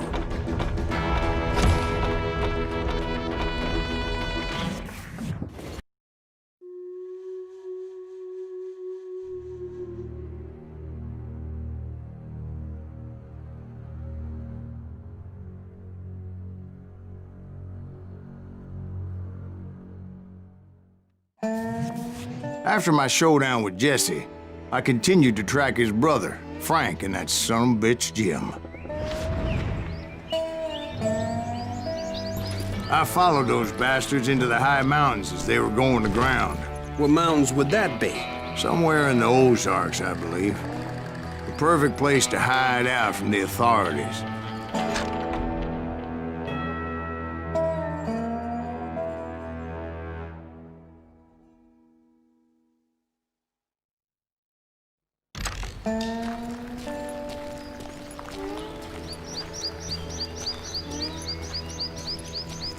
In fact, before I could find them, some Indians who fled the res and were hiding out from the military found me first. They probably thought I was a cavalry scout and didn't want me telling the military where they were. Indians? Yeah, they could have been Cheyenne, but there was all sorts of renegades roaming the landscape back then.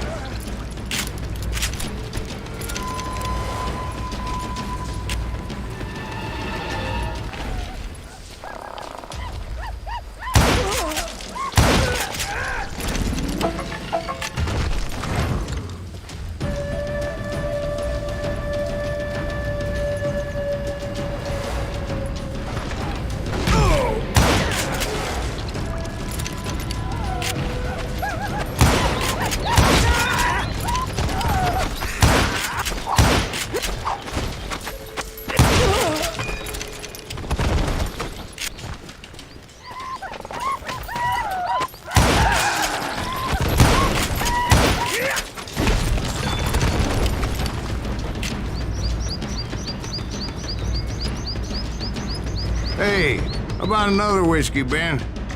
Nothing better to soothe the troubled soul.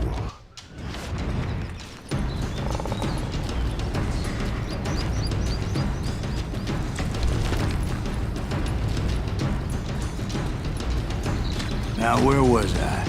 Indians, right. I had more than my share of run-ins with the Red Man.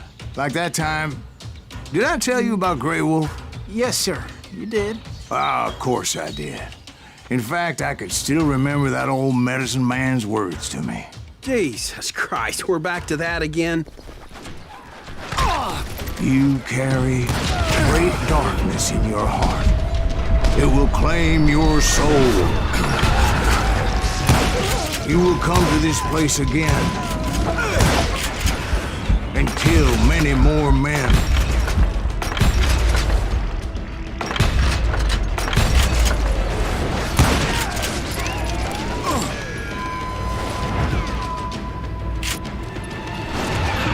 Darkness will grow until it consumes everything you are.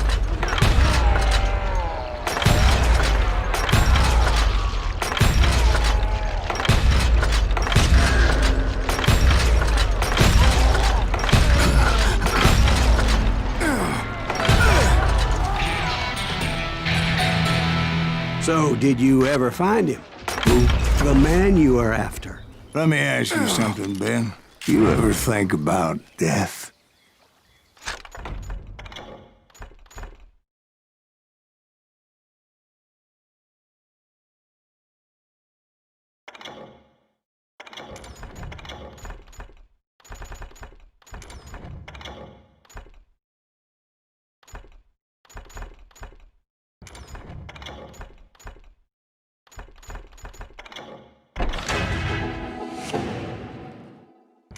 Mr. Greaves, are you all right?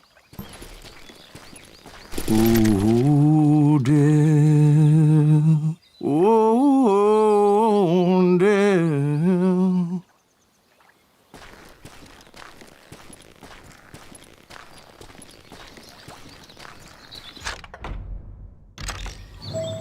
Won't you spare me over till another year? What is this that I can't see, with ice cold hands taking hold of me? Well, I am death, none can excel. I'll open the door to heaven or hell. Oh, death. Oh, death.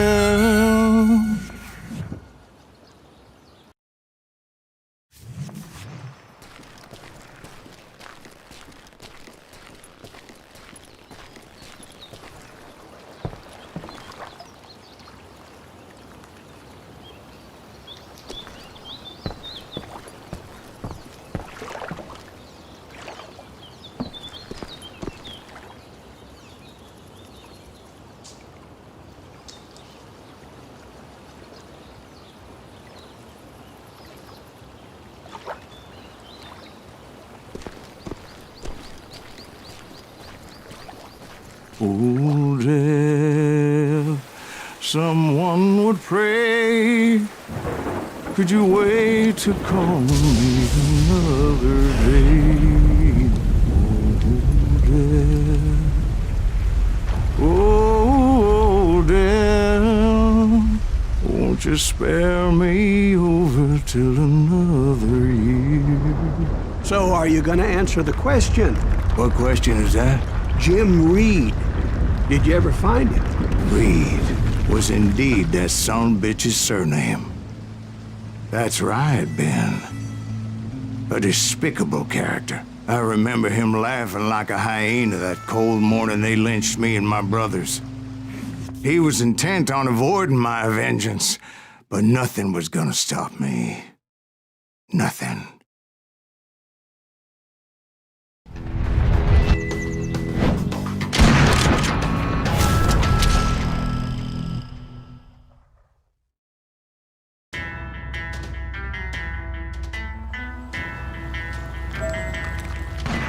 I finally did track those outlaws down.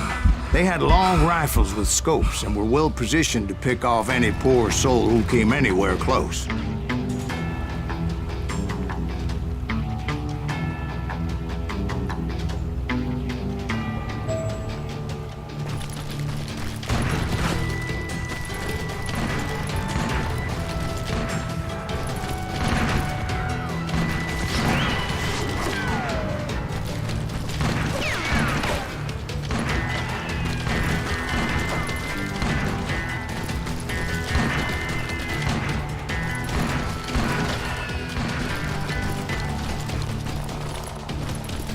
I'm guessing Frank James believed I was responsible for the demise of his brother Jesse.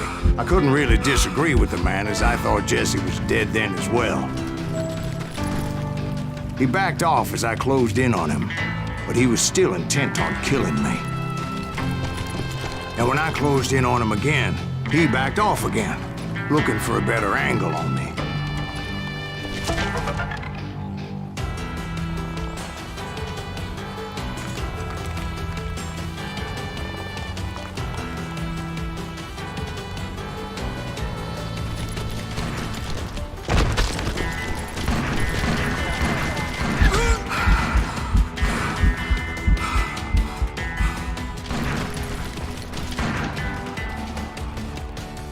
Hell, I can't fault Frank for wanting his revenge, as I was there for the same damn reason myself. At this point, I'm guessing you think Silas Greaves is a worse murderer than Jim Reed ever was. No, sir. A man who spent half his life killing somebody's brothers, fathers, sons. I think you were just looking for justice, sir. Is that what I was looking for, Dwight? Is that what it was? Justice?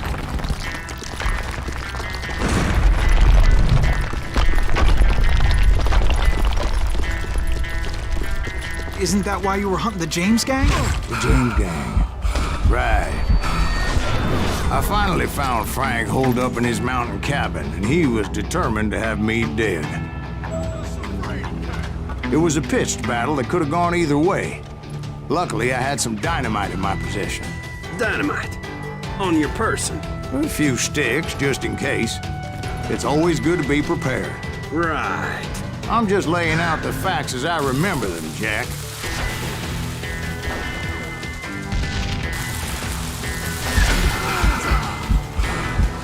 And that son of a bitch!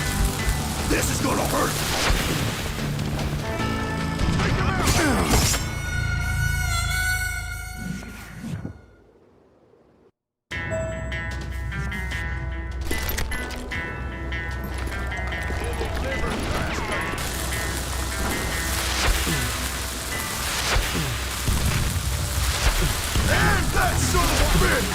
Take him out! He's just one man! Put him down! I want that bastard dead!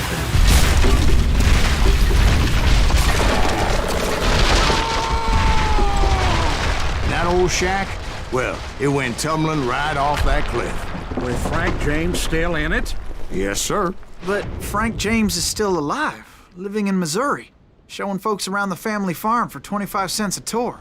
I didn't say he died in the fall, now did I?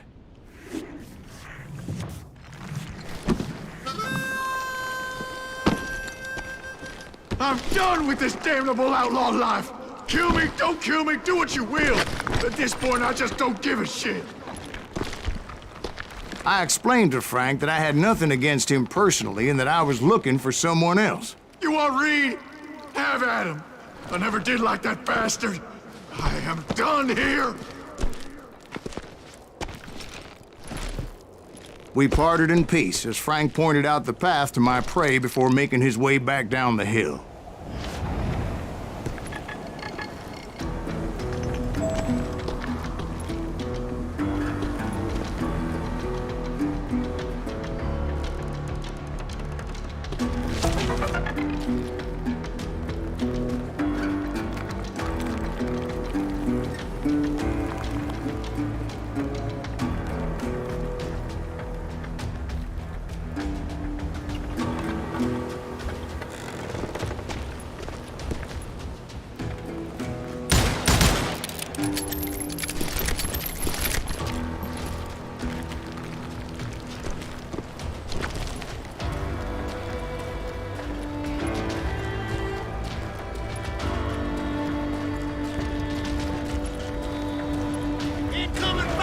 So what happened with Reed? Well, I finally found the last of the gang hiding in a nearby cave.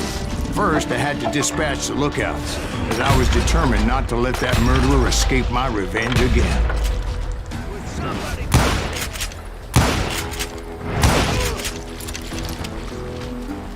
You killed my brother!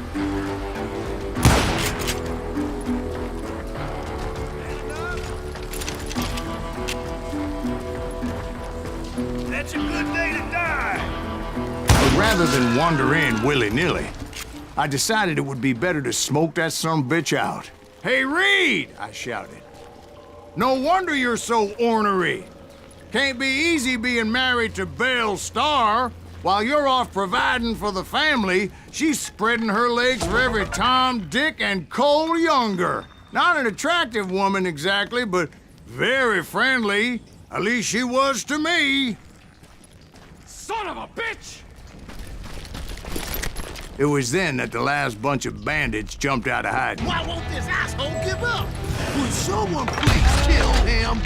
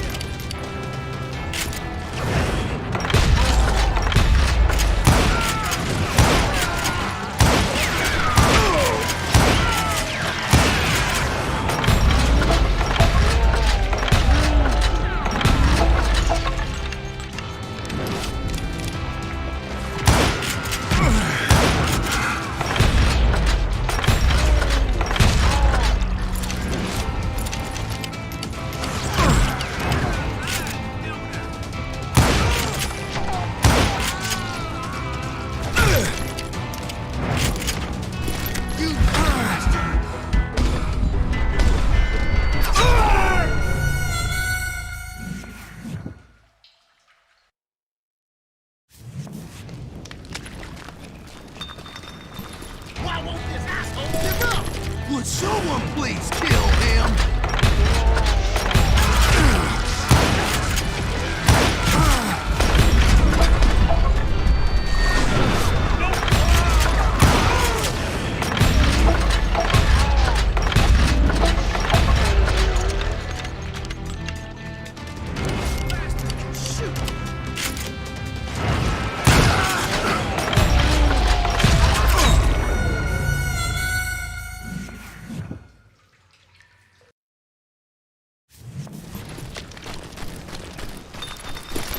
Why won't this asshole give up?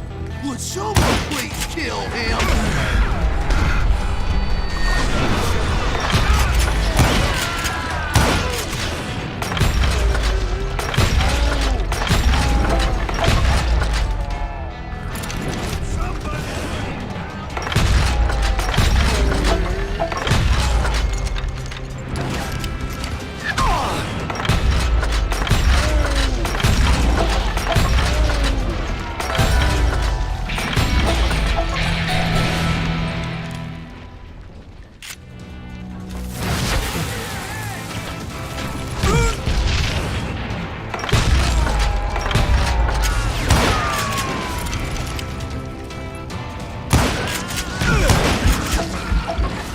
Eventually, it was just me and Reed.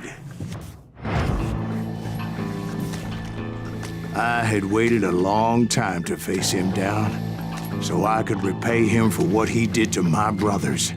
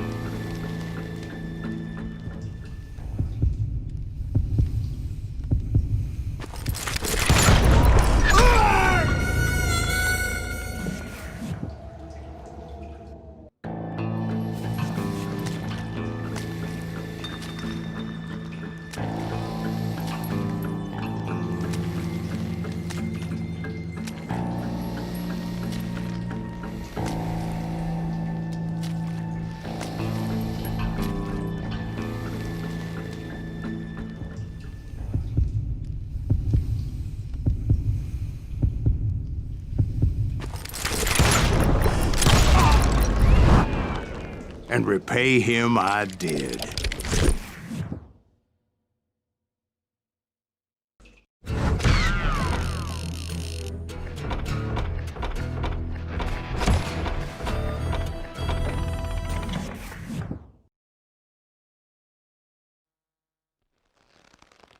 Well, I don't know about you boys, but I'm pretty beat.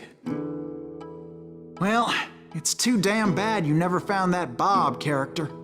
Seems a shame he never had to pay. Well, funny thing about that, I did have one more chance at him.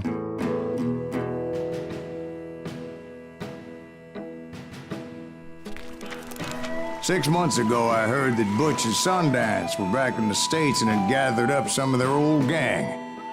I tracked them down, hoping that Roscoe Bob Bryant had returned with them. So you're saying they didn't die down in Bolivia? That's what I'm saying.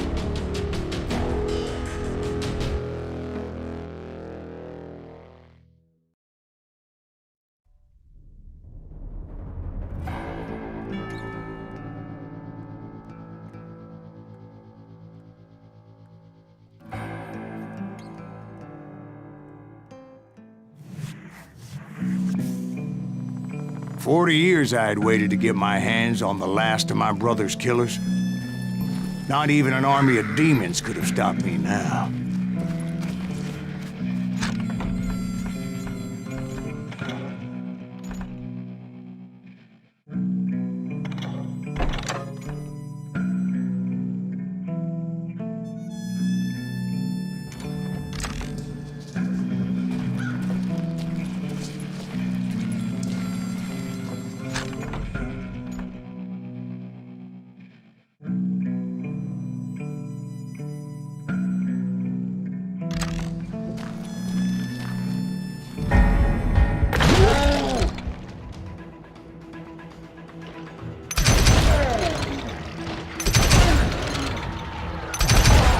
Both Johnny Ringo and Jim Reed fell fairly quickly.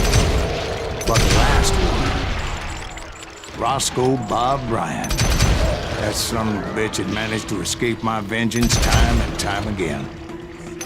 I couldn't even be certain I'd recognize him after all those years.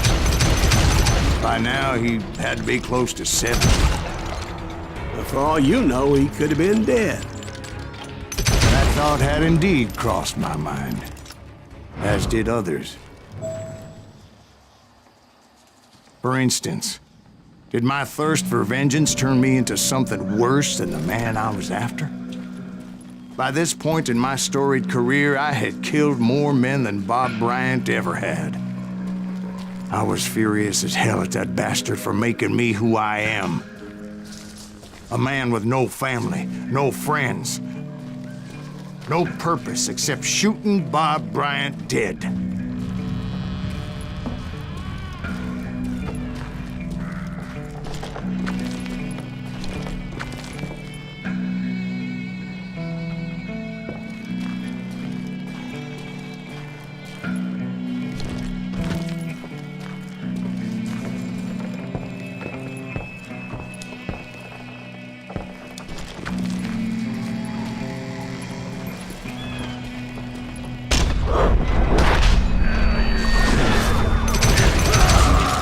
Nothing could stop me from taking his life.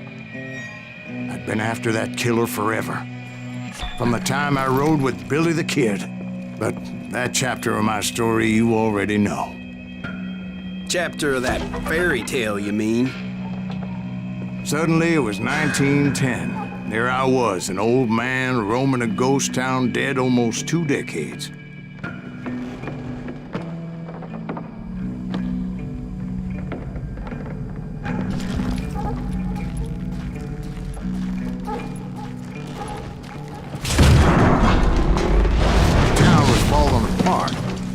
Just like me.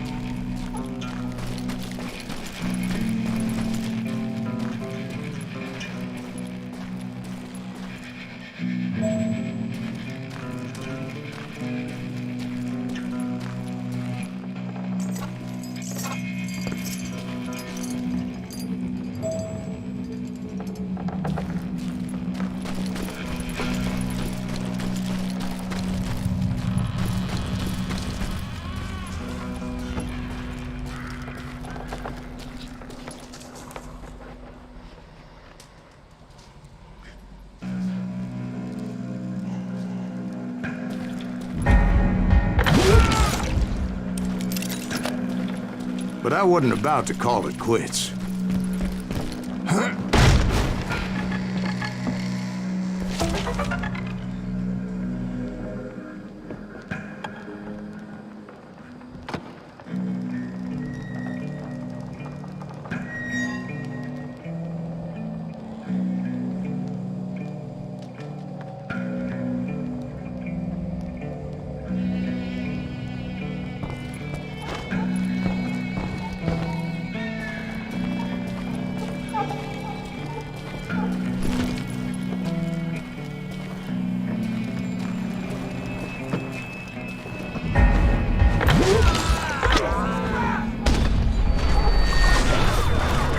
Even though the ghosts of my dead brothers were begging me to end what I started so long ago. Mr. Graves, are you all right? Would you like some water? The Wild Bunch knew I was there. They were after a treasure they had hidden before they fled, buried in the grave of a dead amigo. Some folks think the town is haunted, so they figured there wouldn't be many people poking around. I intended to fill that grave with Bob Bryant's corpse. But like I said, the bandits knew I was onto them. They lured me in and hit me with everything they had. Kill that old timer!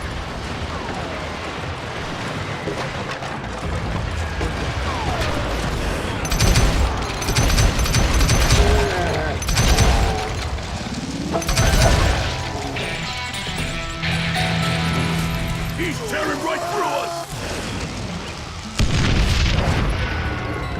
Put that geezer in the ground!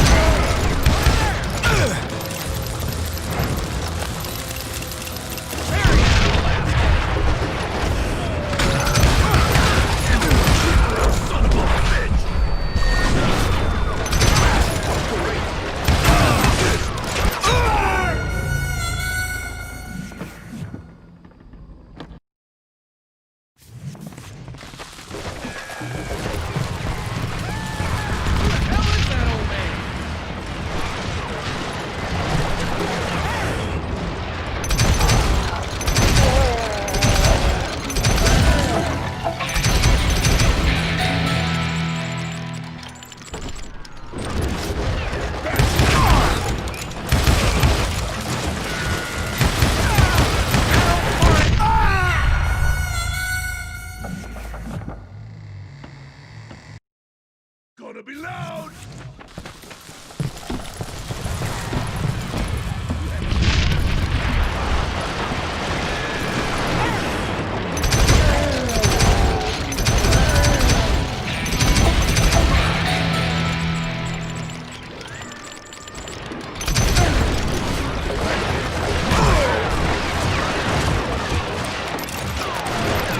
Put that geezer in the ground!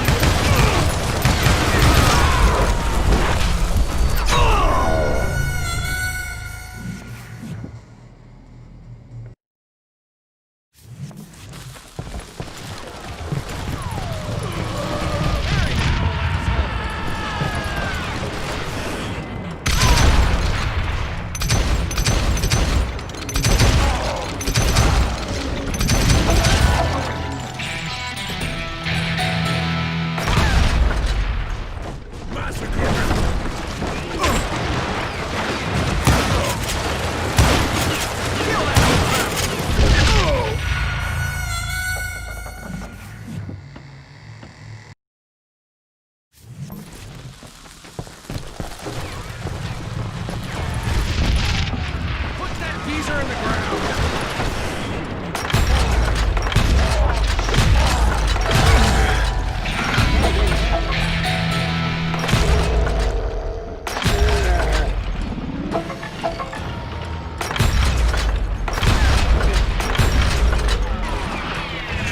Different son of a bitch!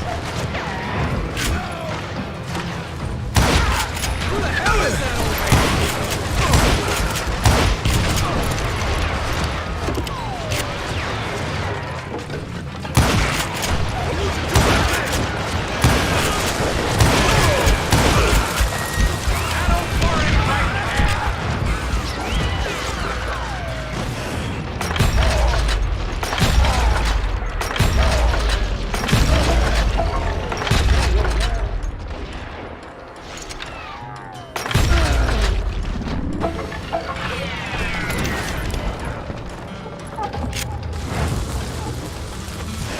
But you obviously prevailed since you're sitting here telling us today.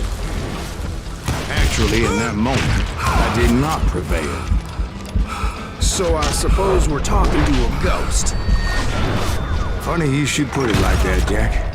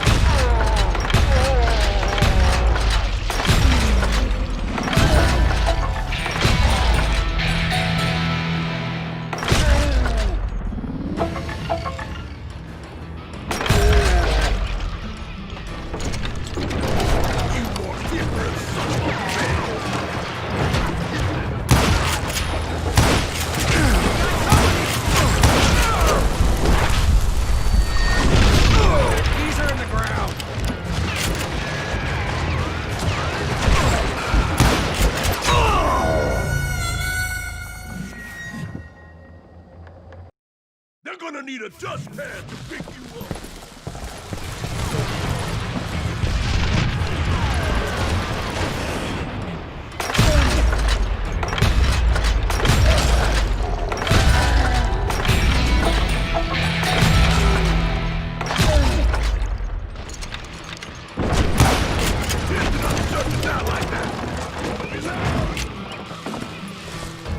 Who the hell is that old man?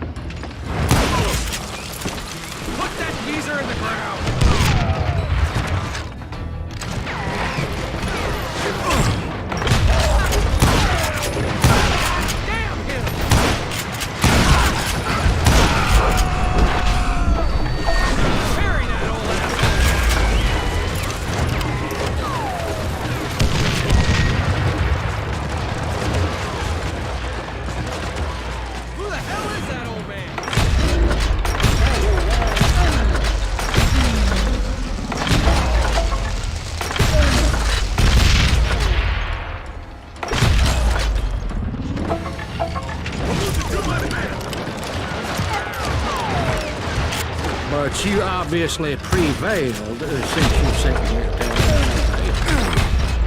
Actually, in that moment, I did not prevail. So I suppose we're talking to a ghost. Funny you should put it like that, Jack.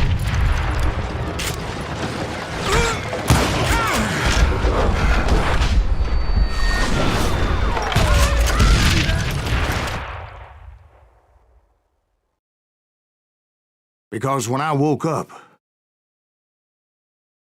From the dead? There was silence all around me.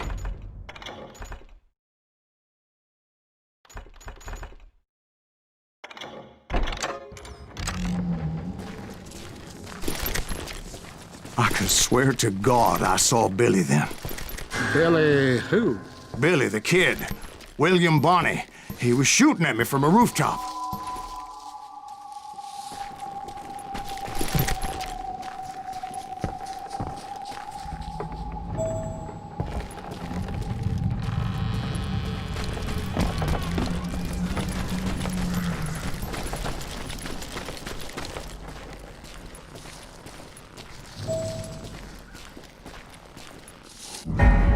Here and there, even over there. So I am right. You are touched in the head. Mr. Greaves, perhaps we should switch you to coffee? You see that old Indian again, too? No, but I did see Billy's killer, Patrick Floyd Garrett. He came at me guns a-blazing. But I knew that old war horse had died 2 years before. I wondered if maybe I was dead too and confronting the ghosts of my past. Perhaps all my sins were coming back to haunt me and drag me down to perdition.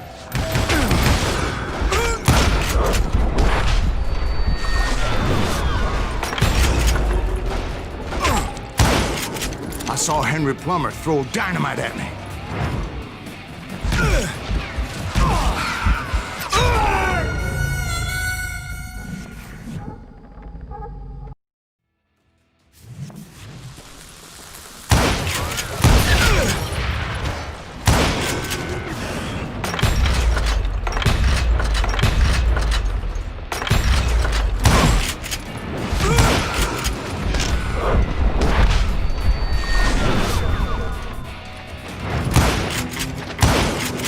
In the gates of the cemetery, I saw John Wesley Hardin, just like I remembered him.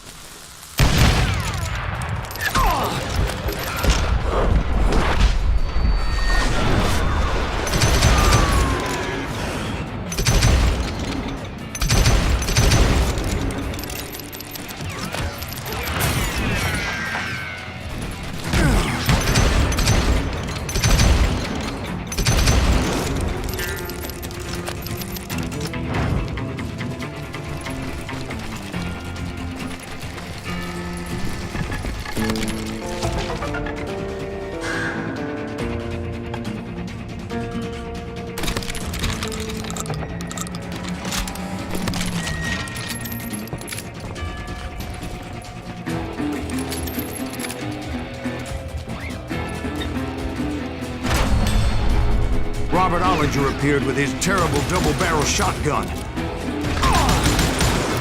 But no ghost army was stopping me. My father-in-law got hit with a fallen branch. He spent the rest of his life talking to dogs.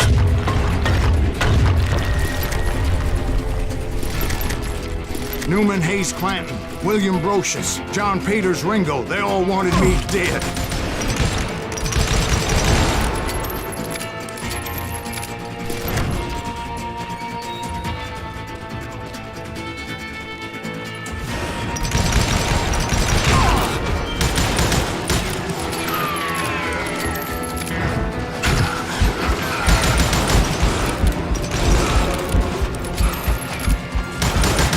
The Dalton brothers, Robert and Grattan, guardians of the Garden of the Dead.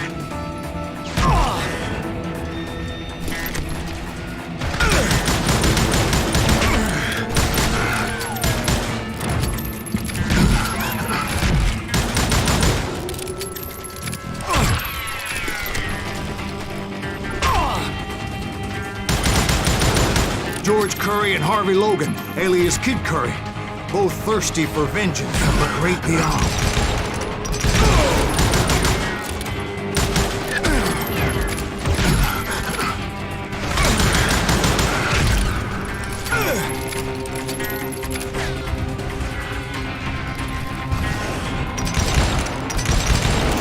Jesse, Woodson, James, and Jim Reed, each one deader than the next. I thought I would go crazy. Thought?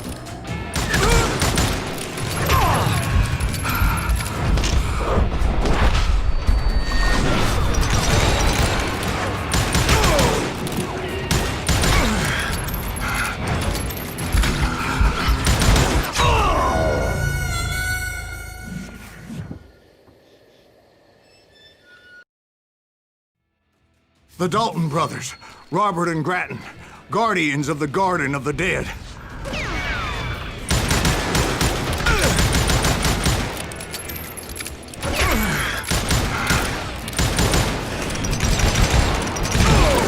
George Curry and Harvey Logan, alias Kid Curry, both thirsty for vengeance from the great beyond.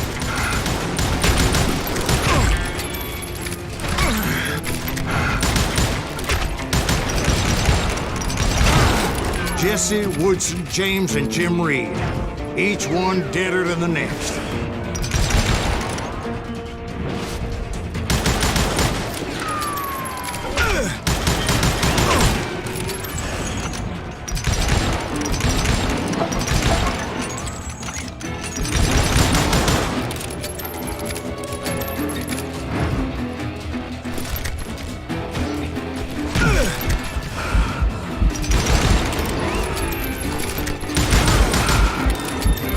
Finally, I saw Harry Alonzo Longabar. The Sundance Kid? Like a general leading his legion of the dead. You told us before that you seem alive. He was alive.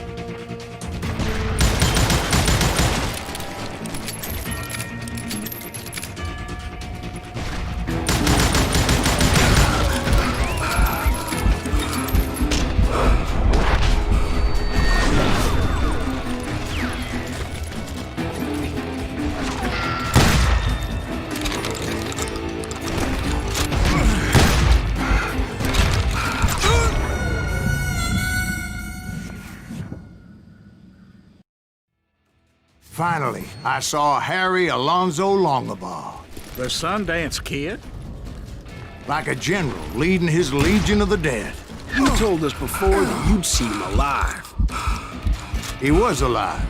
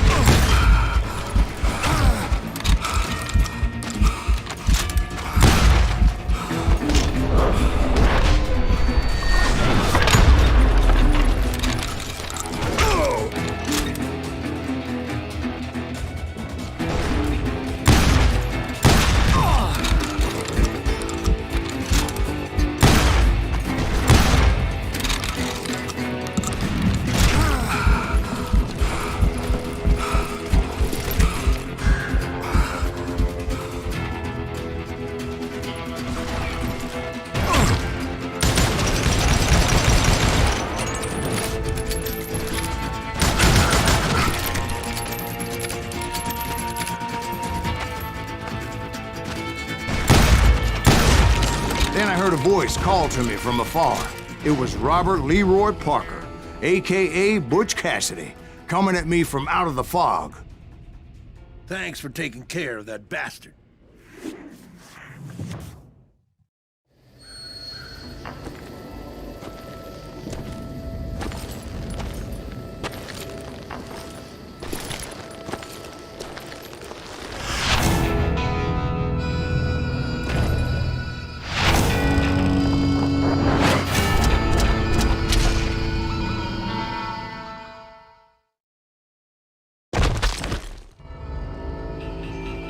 But the kid wasn't quite deceased.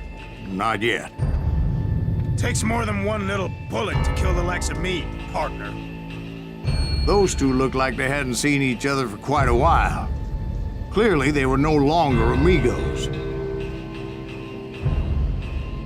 Shit. I was hoping I wouldn't have to kill you. You won't have to, Butch. I'm killing you first. I asked him about Bob Bryant, but they were too busy with their own heated conversation. Let me get this shit straight. You want my money and the love of my life? You frittered it all away, Butch. Edda's mine. So is that damn money. I didn't want to shoot anybody until I had an answer to my question, but those boys didn't give me much of a choice.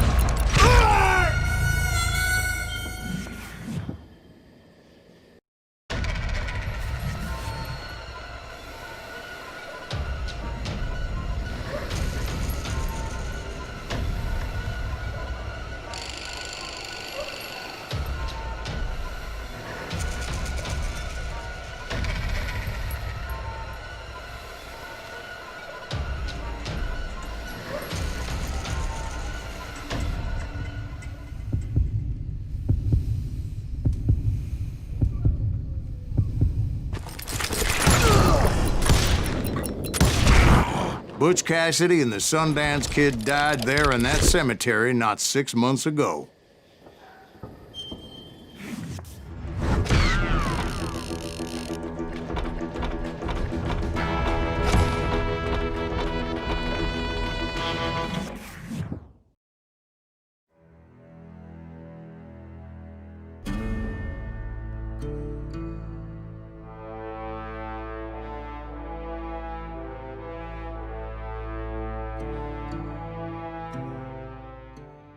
Butch Cassidy and the Sundance Kid were killed by the Bolivian army. Everybody knows that. That's the legend, but it ain't the truth. So, you never found Bob? There is no Bob. This old sumbitch ain't even Silas Greaves. Sir, is that true? Have you been pulling our legs this whole time? Well, not the whole time. Oh man, I think you've worn out your welcome here. Maybe you're right, Jack. Maybe it's time to pay. You see, Ben, or should I say Bob, your past always catches up with you. I was a different man back then, crazy. Drinking, I changed my ways, I swear to you. If I could turn back the clock, But you can't, Bob.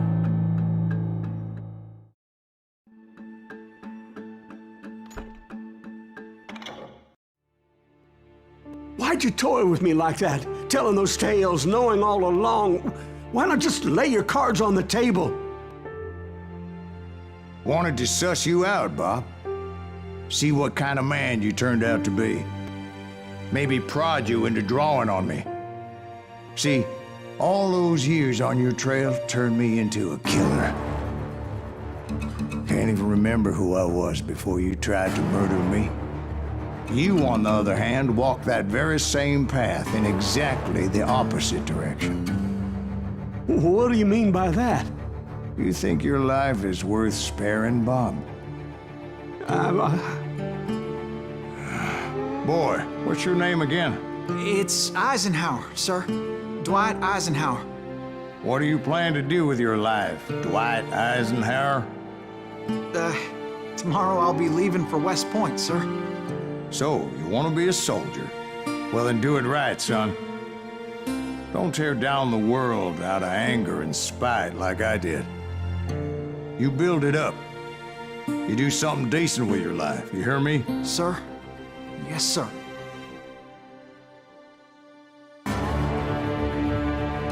I won't have it said I left you with nothing, Bob.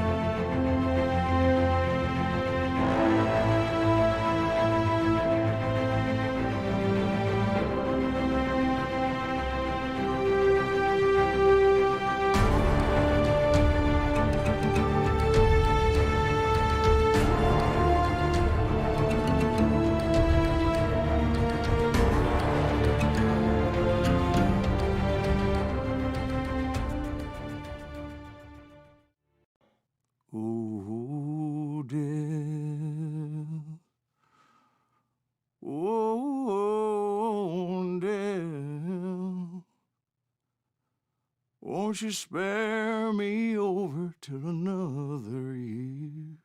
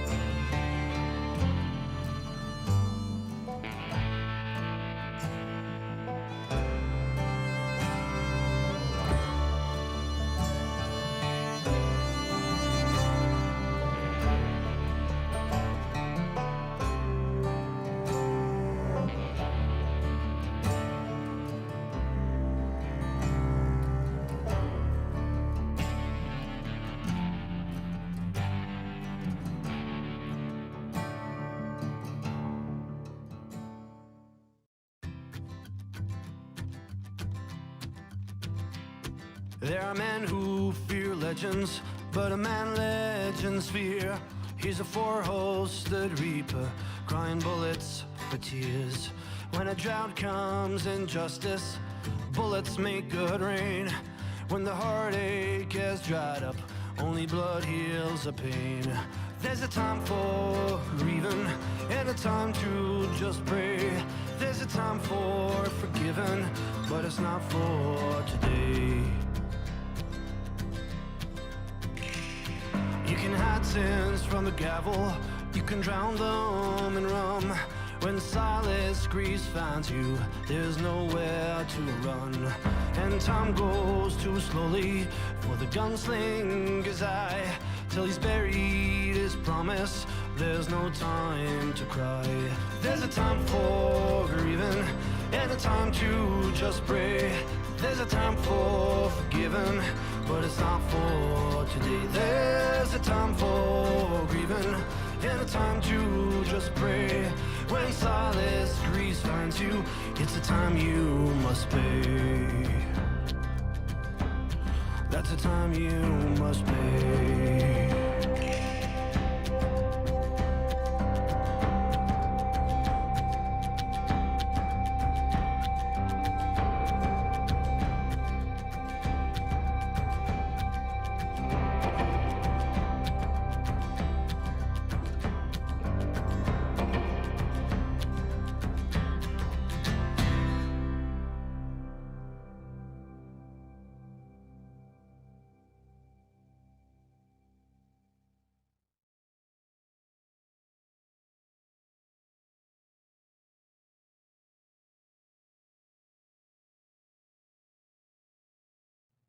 Oh, dear. Oh, dear. Won't you spare me over till another year?